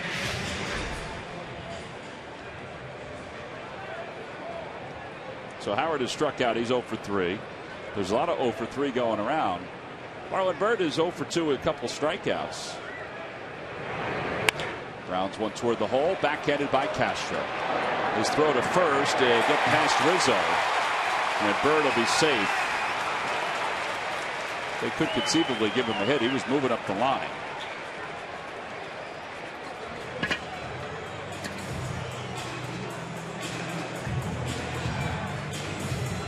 And they do score that a base hit. Second hit of the night for the Phillies. Ball hit the Castro's backhand. Did have enough time to probably get a little more on it. Just a little short. Rizzo couldn't pick it at first base.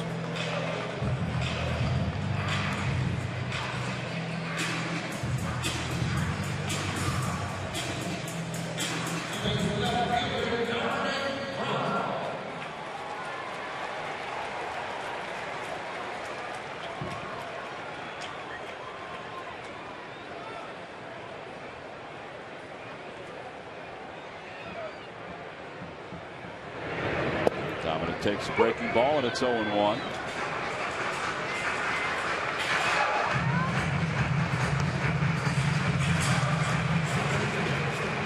Oh, and again, we talked about this the other night. Here's a night where you got a pitcher that's on. You're trying to break up his rhythm here. Maybe lay down a bunt, try to get a couple guys on, get him off the mound, try to figure out something to get to him, put some pressure on him and his defense.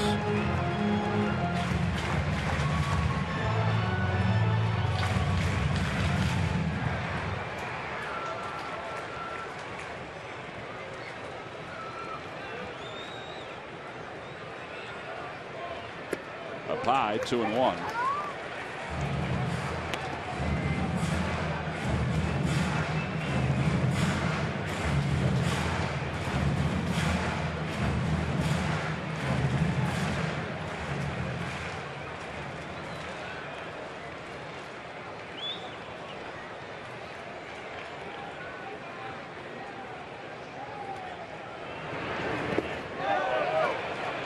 Third base umpire says he went around. That's Will Little. And it's 2-2.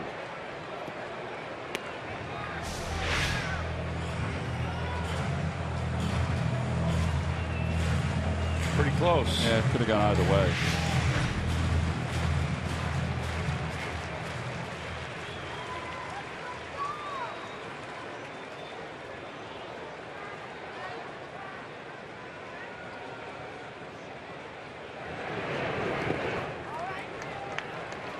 Marlon Bird will be off and running on this pitch with the count 3-2.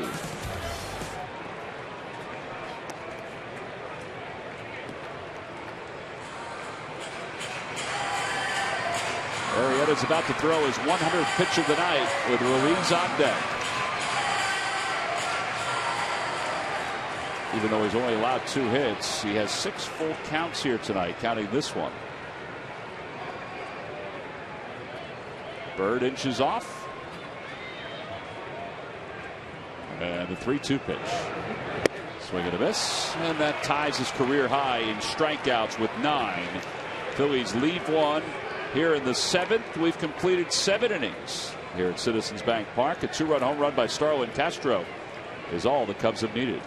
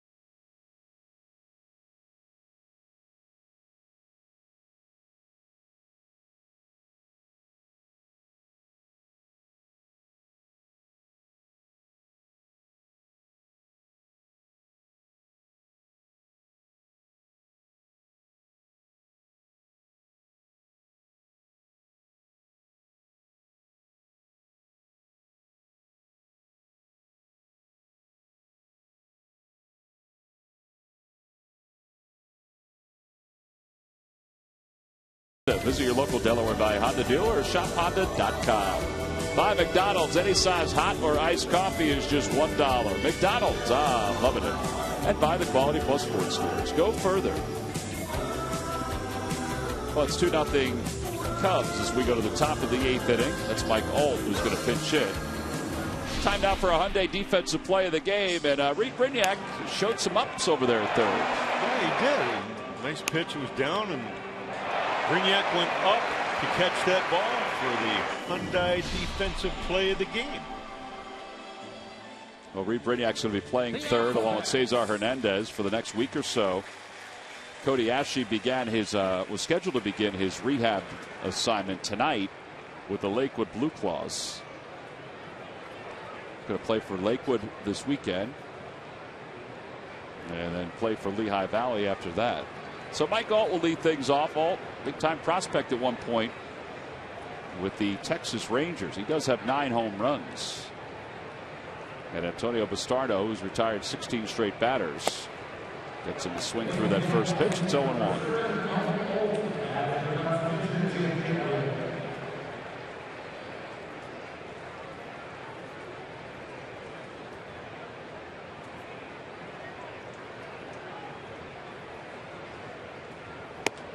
Outside, 1 ball and 1 strike. Remember when the Rangers, all these teams wanted this guy right here. They were trying to trade for him because he was putting up some big time numbers in the minor leagues. And the Cubs wound up picking him up. I don't want to say he was a throw-in in the deal, but he was not the focal point of the deal as he probably would have been a year or 2 earlier.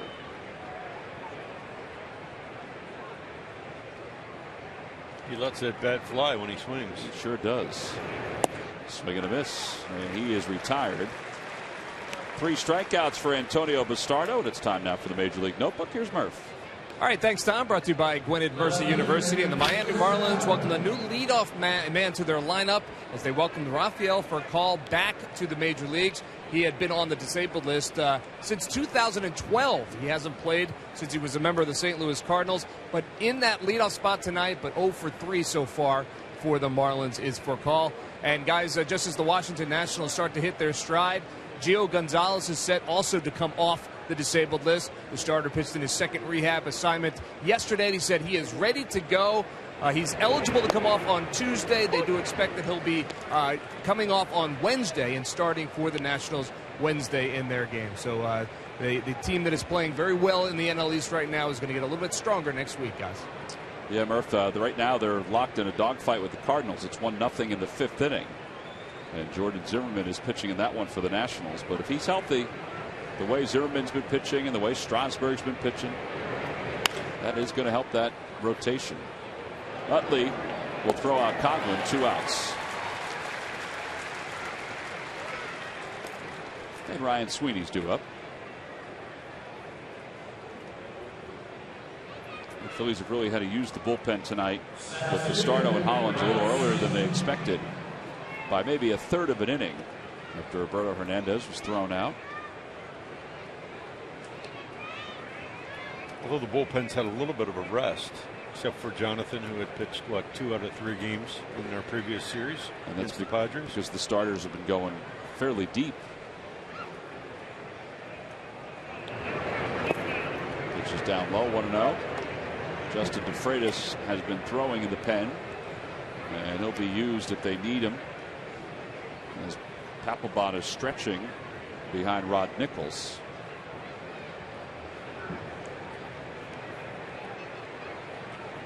One ball, no strikes. Down the left field line, Dominic Brown will give it a look. It's out of play, and it's 1-1.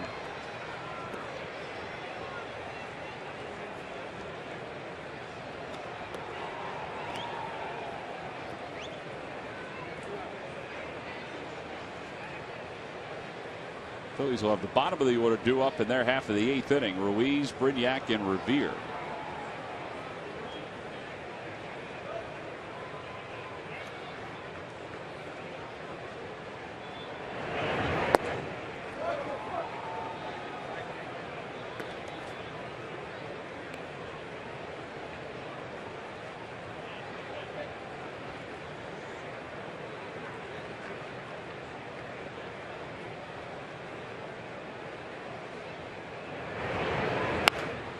Little spinner out toward Rollins, and he makes the leaping grab.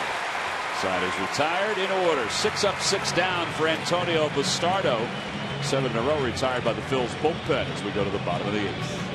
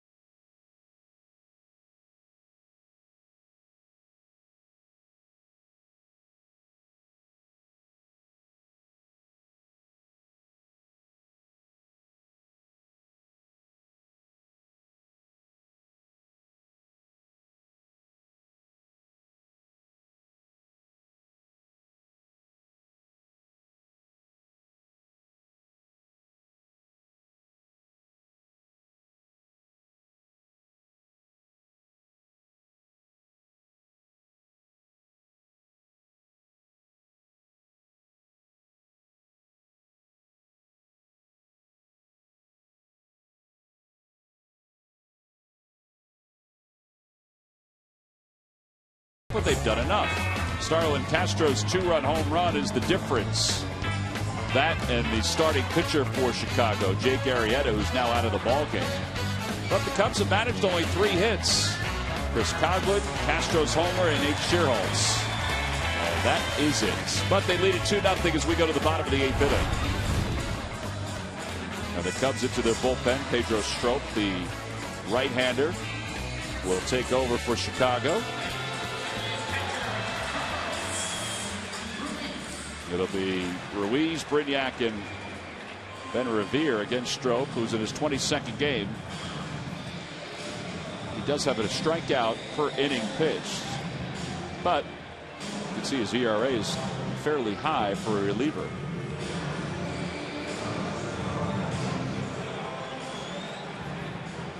All right, well, they've got Jake Arrieta out of the ball game. Now it's into the Cubs bullpen.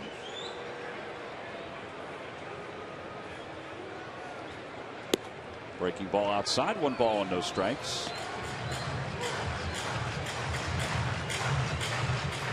Cubs bullpen has allowed 11 earned runs in their last 24 1/3 innings of work.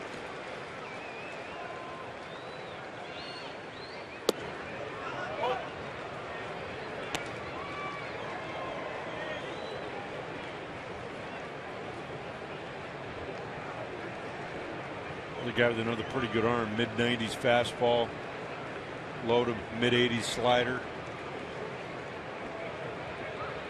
Does have a split, but he doesn't throw it very much. There's a line drive to center field, and Ruiz is aboard. And the tying run is coming up here in the 8th inning. MLB.TV Premium, the #1 live streaming sports service, is celebrating 12 years. Join the millions of subscribers. Watch every out-of-market game live in true HD on over 400 devices. Visit Phillies.com for details. All right, so it's Brignac and then Ben Revere. The pitcher's spot is the leadoff spot, so it's up after Revere. Pretty good swing there by Carlos Ruiz. He got a fastball and he was able to drive it. A 96-mile-an-hour fastball that was down. Actually, a very good at bat by Carlos. Now Brignac is 0 for 1 with a walk. In the dirt. Heck of a play by John Baker. On a 95-mile-an-hour fastball, about 59 feet. No chance to block it, just to try to pick it like he's a first baseman. Now to tell you the Major League scoreboard, the Pirates lead the Marlins 6-2. Starling Marte has 4 hits.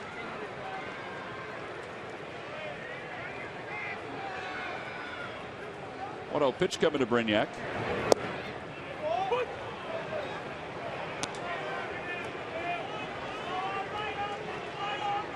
Just asked if that was in the bottom of the strike zone, and Mark Ripperger said yes.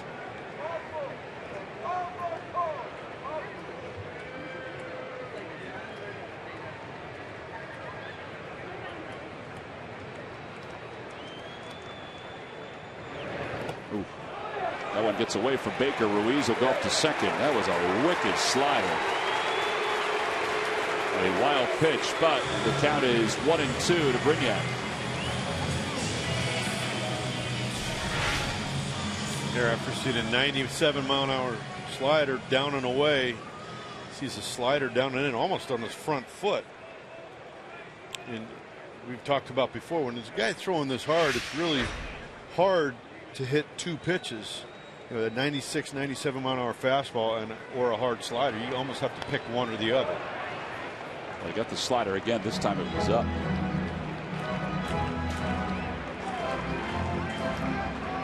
Brignac's been the hero on this homestand so far. 3-run walk-off home run in Game 2 against the Padres. Then the 2-run pinch hit double to left center field in yesterday's game.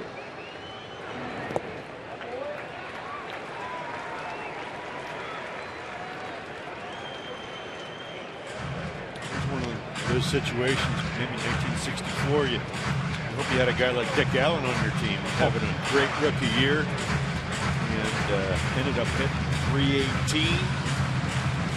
29 home runs. Dick Allen and Johnny Callison both had good seasons. 2-2. Ground ball back to the mound. Ruiz has looked back to second. 1 out.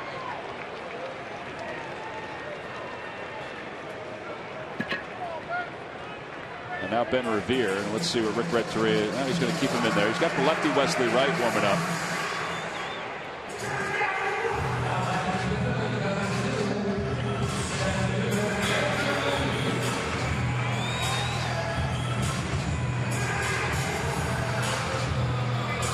Revere struck out and is only at bat. He was a pinch hitter.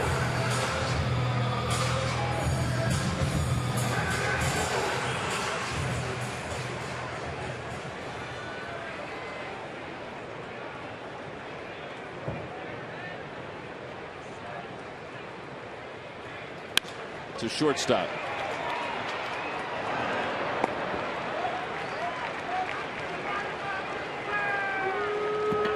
Well, that was not a productive out. 2 outs, and John Mayberry will pinch hit.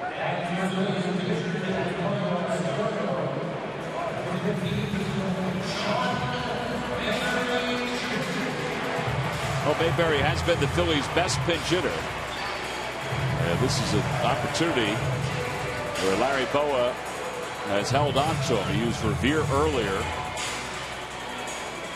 And now Mayberry, and we say Boa because Larry does have the live card with Rhino being ejected.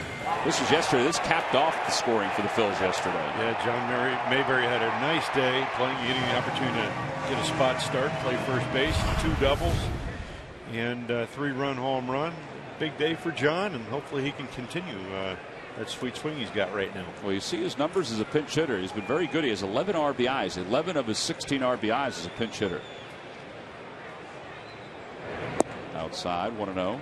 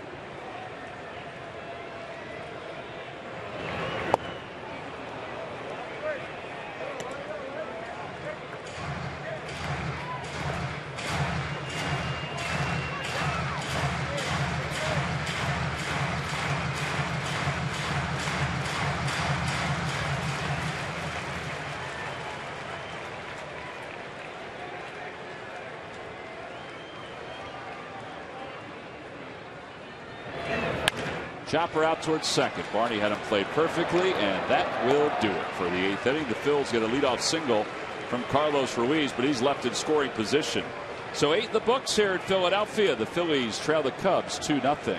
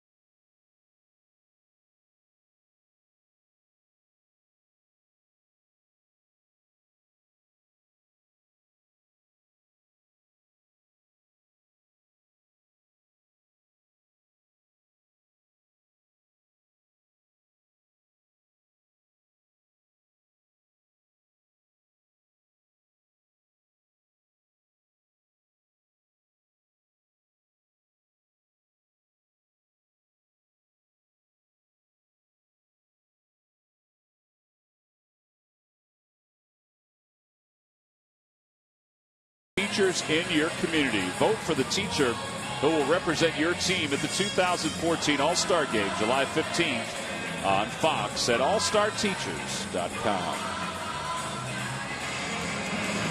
Top of the ninth inning, it's 2-0 Cubs on top. Justin DeFreitas will take over. This is his 13th ball game. DeFreitas 1-0 with an ERA of 2.57. Trying to keep this at a 2-run deficit. Give the Phils one more chance in their half of the ninth inning. Try to stop them from being shut out.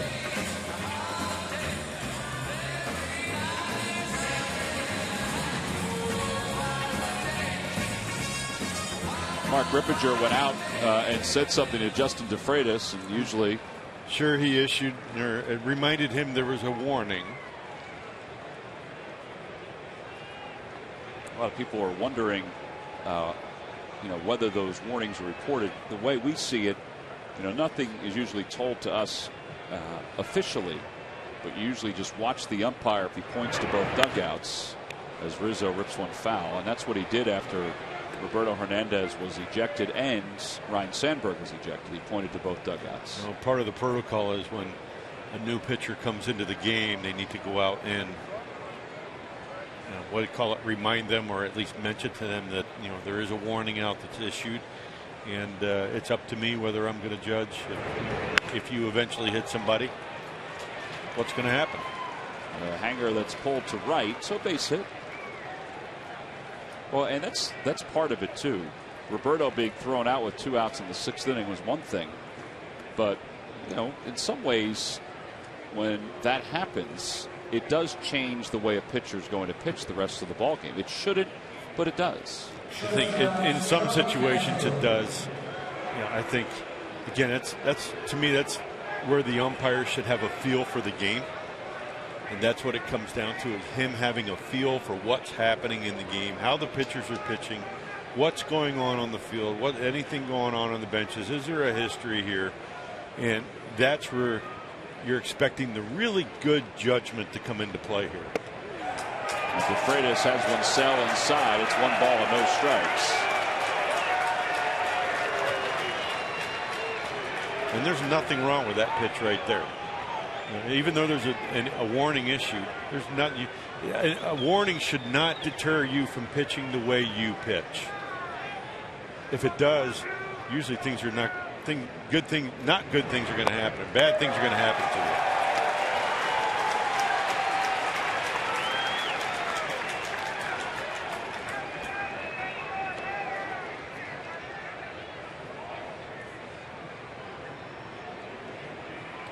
I look at it as the umpire should not be able to take your livelihood away from you.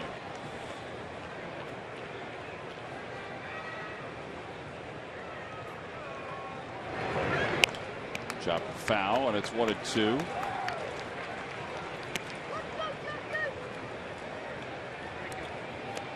That ejection occurred in the 6th of both Hollins and Rhino. Shame if it was, even though he allowed the 2-run home run. It was one of the better outings Hernandez has had. He was going to get through the 6th inning, at least it seemed, for the first time in a few games.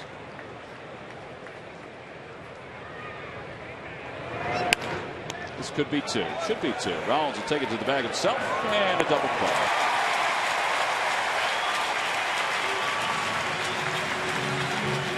Every time the Phillies pitchers retired the opposition 1-2-3, Roberto Hernandez did it in the 2nd, 3rd, and 5th inning tonight. Comcast will make a contribution to Phillies charities. Phillies baseball is brought to you by Xfinity, your home for the most live sports. A reminder that tomorrow it's a 3:05 start. Edwin Jackson against David Buchanan. Phillies pregame live gets underway at 2:30.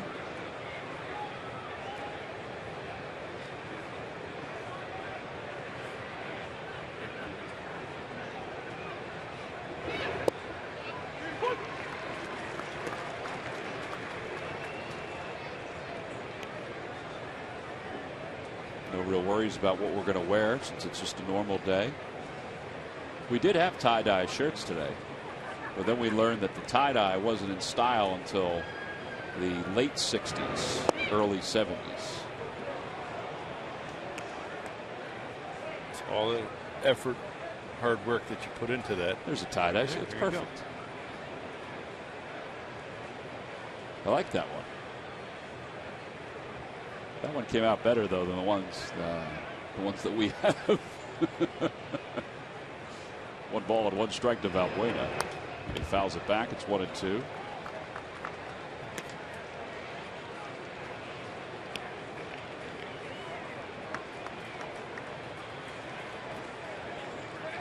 Got Murph a Beatles shirt to wear, but what are you going to do with that, Murph? Are you just going to put it in your collection of T-shirts for the rest of your life? I thought I'd give it back to you. It's not going to fit me. Oh, well then, yes, that's exactly what I'm going to do. Thank you for that. It's my gift to you. Yeah. 1 ball, 2 strikes. Outside, 2-2.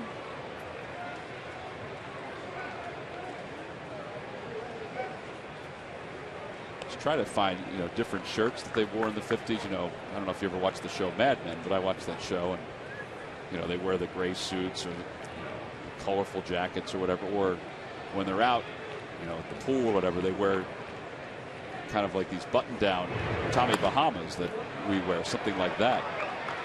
And as I was looking for some of them over the last couple of days, I realized that style is kind of back in now. I found a few of them. They did not look like that. Murph's shirt looked like that, but they did not look like that. It's too warm for turtlenecks. I could picture Stairs as a drummer or something. Definitely. Remains 2 balls and 2 strikes.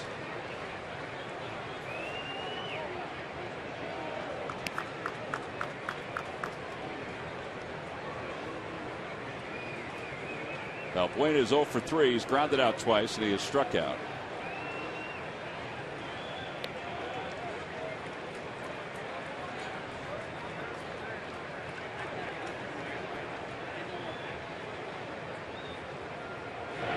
Swing and a miss. He got him. A 91-mile-an-hour high fastball. Side is retired. They give some credit to the Phillies bullpen one more time. 3 1/3 scoreless to set up the bottom of the 9th.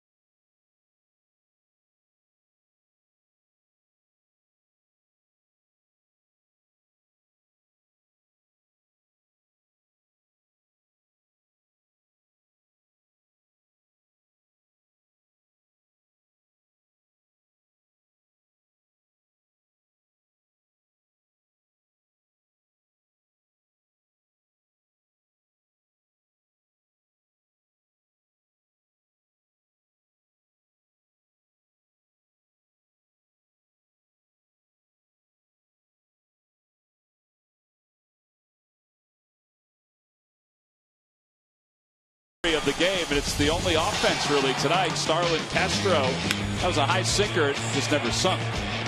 No, it actually kind of ran up over the top of the top of the zone, and Starlin Castro just had good timing with it, got his foot down and drove it out of the ballpark. And that's why the Cubs lead it 2-0 as we go to the bottom of the 9th inning. And now Neil Ramirez is on to try to close this one out for the Chicago Cubs. Near the bottom of the 9th inning. Ramirez has only saved 1 game, but look at those numbers in 17 games. 24 strikeouts in 15 innings. Former supplemental pick of the Texas Rangers.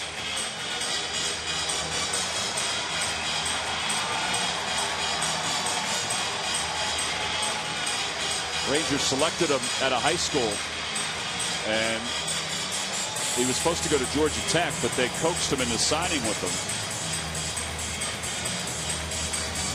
He was involved in that Matt Garza deal where the Cubs sent their right-hander Garza to the Rangers last year. And they got C.J. Edwards, Justin Grimm, Mike Alt, and a player to be named later, which wound up being Ramirez. So he'll face Jimmy Rollins, Chase Utley, and Ryan Howard. Rollins still on the doorstep of tying Mike Schmidt for the most hits in Phillies history. He's hitless here tonight.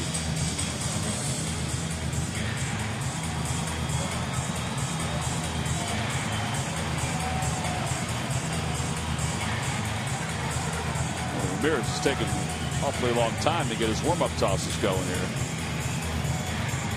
He's going through his full setup and delivery. All right, so here we go. Rollins, Utley, and Howard with the Phillies down 2-0. They've had a little magic late in games.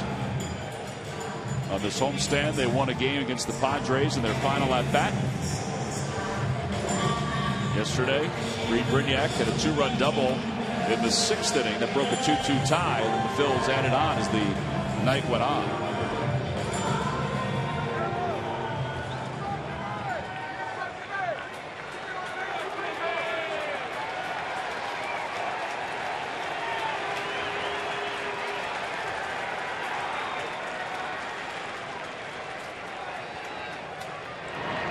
Rollins takes a breaking ball, and it's 1-0.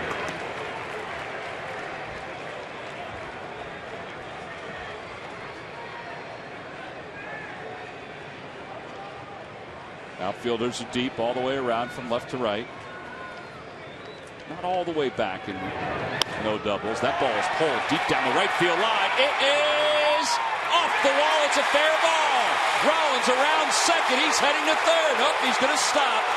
J-Roll with a double to lead off the inning, and he's just tied Mike Schmidt for the most hits in franchise history. Number 2,234 is an extra base hit.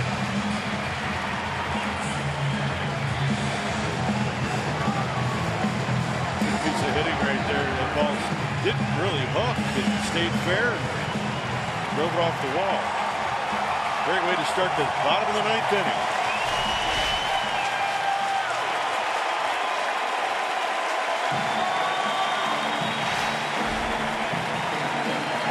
Rollins getting a standing ovation from the crowd here tonight.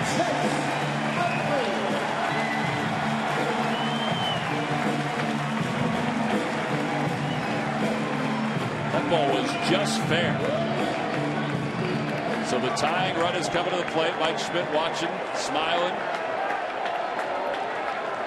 Mike has been very outspoken even with us on Sundays, saying that he hopes Jimmy breaks it. 0-1 to Chase Utley. Seems only appropriate. Both have played their entire careers, or both. Schmidt played his entire career with the Phillies. Rollins has played his entire career with the Phillies. They're the best ever at their position in this franchise's history. The 0-1 pitch coming to Utley. And Utley lifts it down the left field line. On the run is Coghlan. Long run for Coghlan, and he makes the catch. 1 out.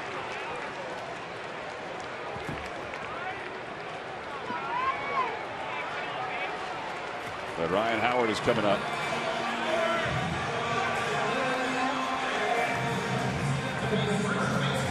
Get kind of an adrenaline rush when something like this happens. You know, this is a mark that when he passes it, he's not going to be caught for quite some time.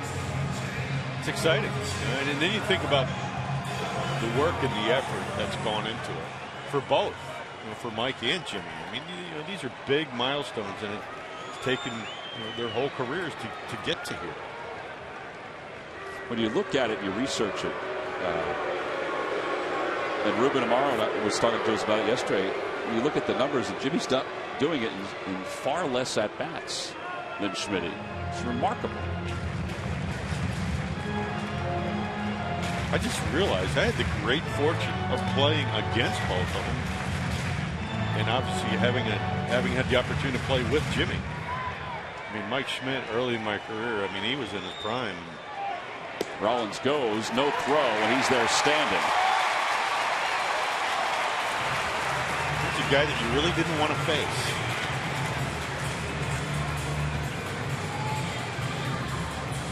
Howard is 0 for 3. It's grounded out twice, struck out looking.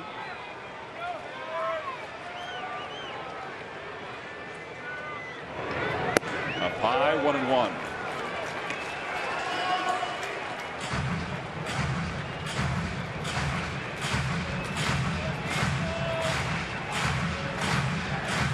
They've scored that a fielder's choice, not a stolen base for Jimmy Rollins.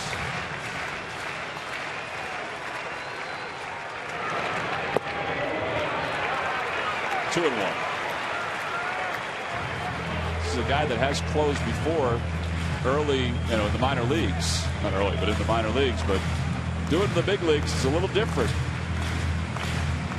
Rick Renteria knows that. He's had to deal with some injuries to Rondon and others. Now the 2-1 pitch.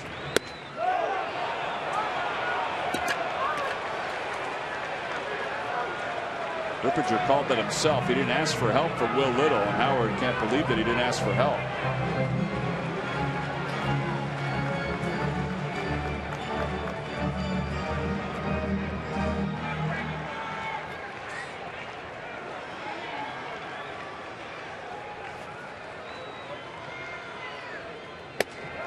He just blew it by him. 96, a high fastball. 2 outs here in the 9th inning.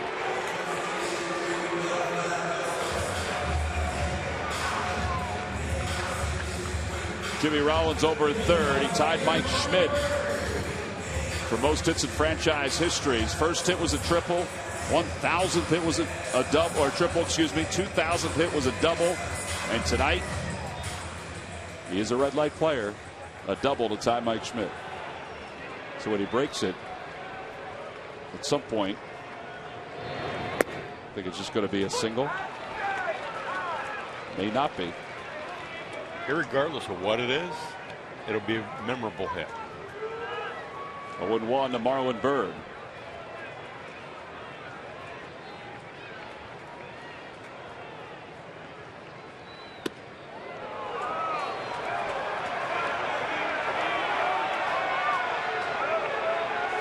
Of course, the fans would like Ramirez be ejected from the game.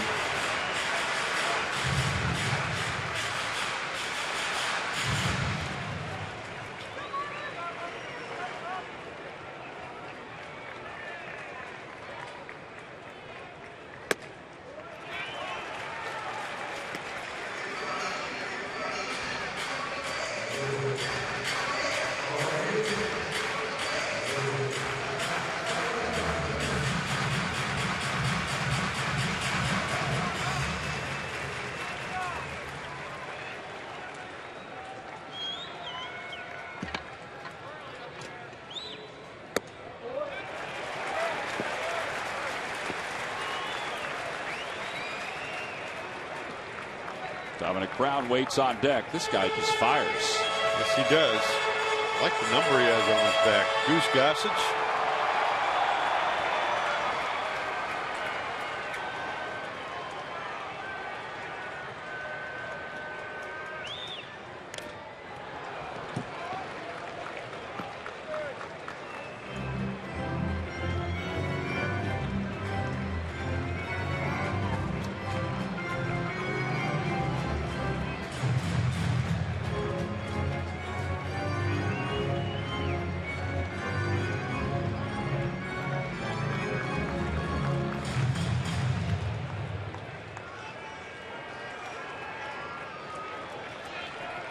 Balls, 2 strikes, 2 outs. And the pitch coming to Bird. Popped him up. You should slice out of play. Rizzo give it a look, and they'll be back into the seats. Another chance now for Marlon Byrd.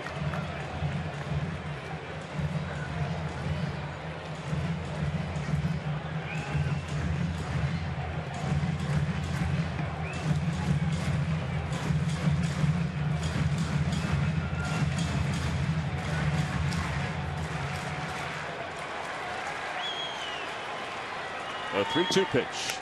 Foul back again. That was at 90 miles an hour. Didn't look like it had a whole lot of movement, but it's called a slider. It had a little bit of downward movement. A little bit? Slider, yeah.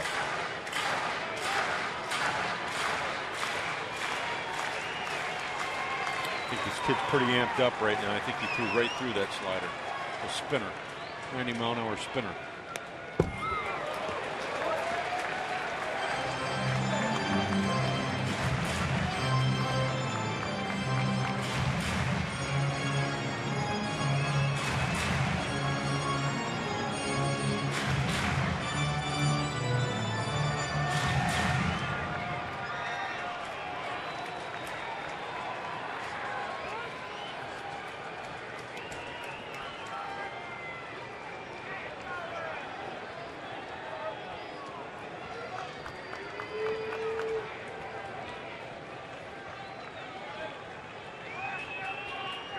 Three balls and 2 strikes to Bird. Another one fouled back.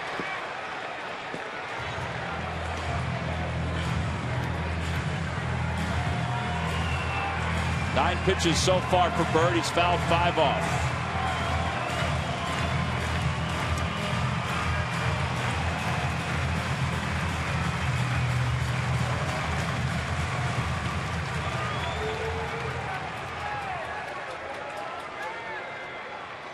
Three and 2 with Rollins at third and the pitch.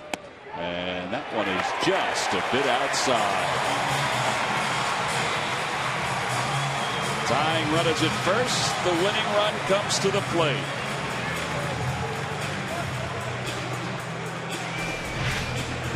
There's a pitch. Pretty tough pitch right there. It sure is. I'll take it. It's ball 4, but pretty tough pitch to take. Marlin a lot of credit for taking that pitch and getting the call.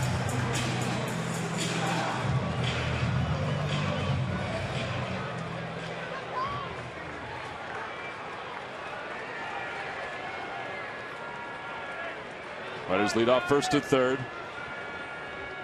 The pitch to Brown. In there for strike. 0-1.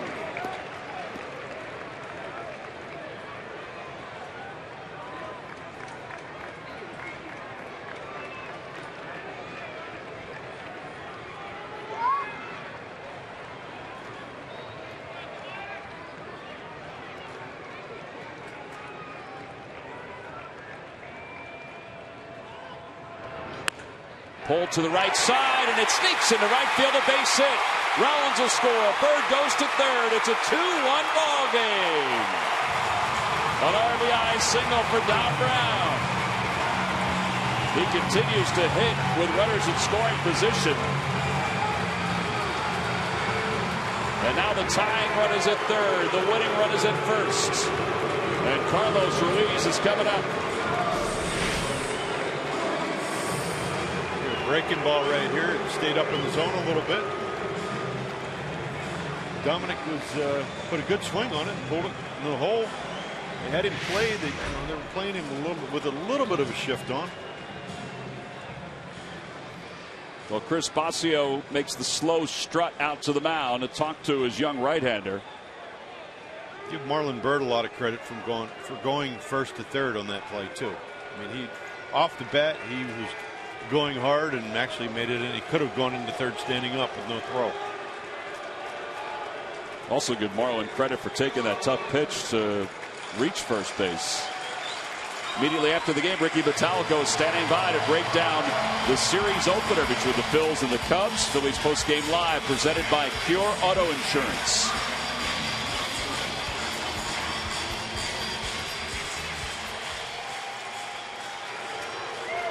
Carlos Ruiz, the batter, he's 1 for 3.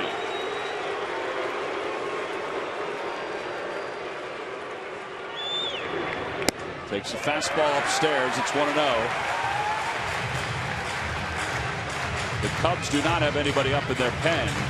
Papelbon's up in the Phillies bullpen in case we go extras.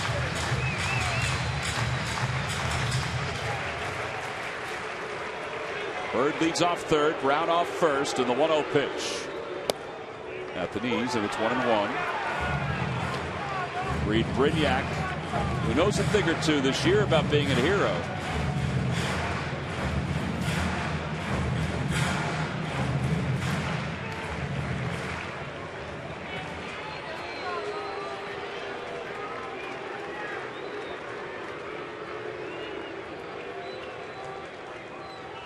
Brown goes. The pitch is popped back in front of us. And it's 1-2.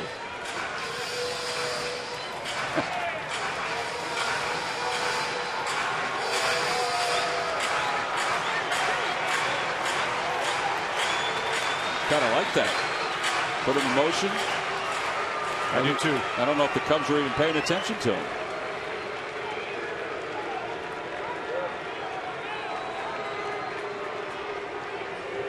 Runners lead off in the 1-2 pitch. Fouled back again. Boy, he got a good swing at that one.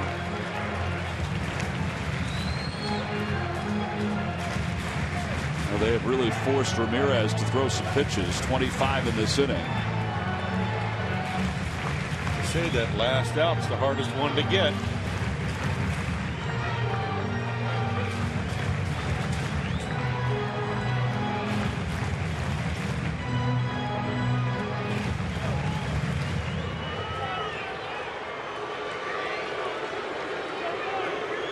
One ball, 2 strikes.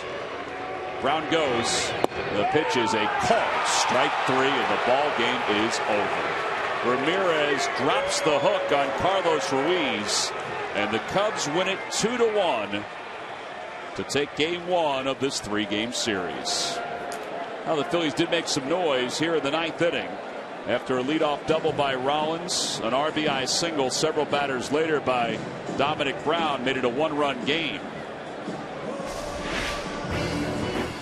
Here's the final pitch. That's a nasty one right there. After seeing that 95, 96 mile-an-hour fastball, it's tough to look for another pitch, especially when he hasn't thrown that curveball for a strike.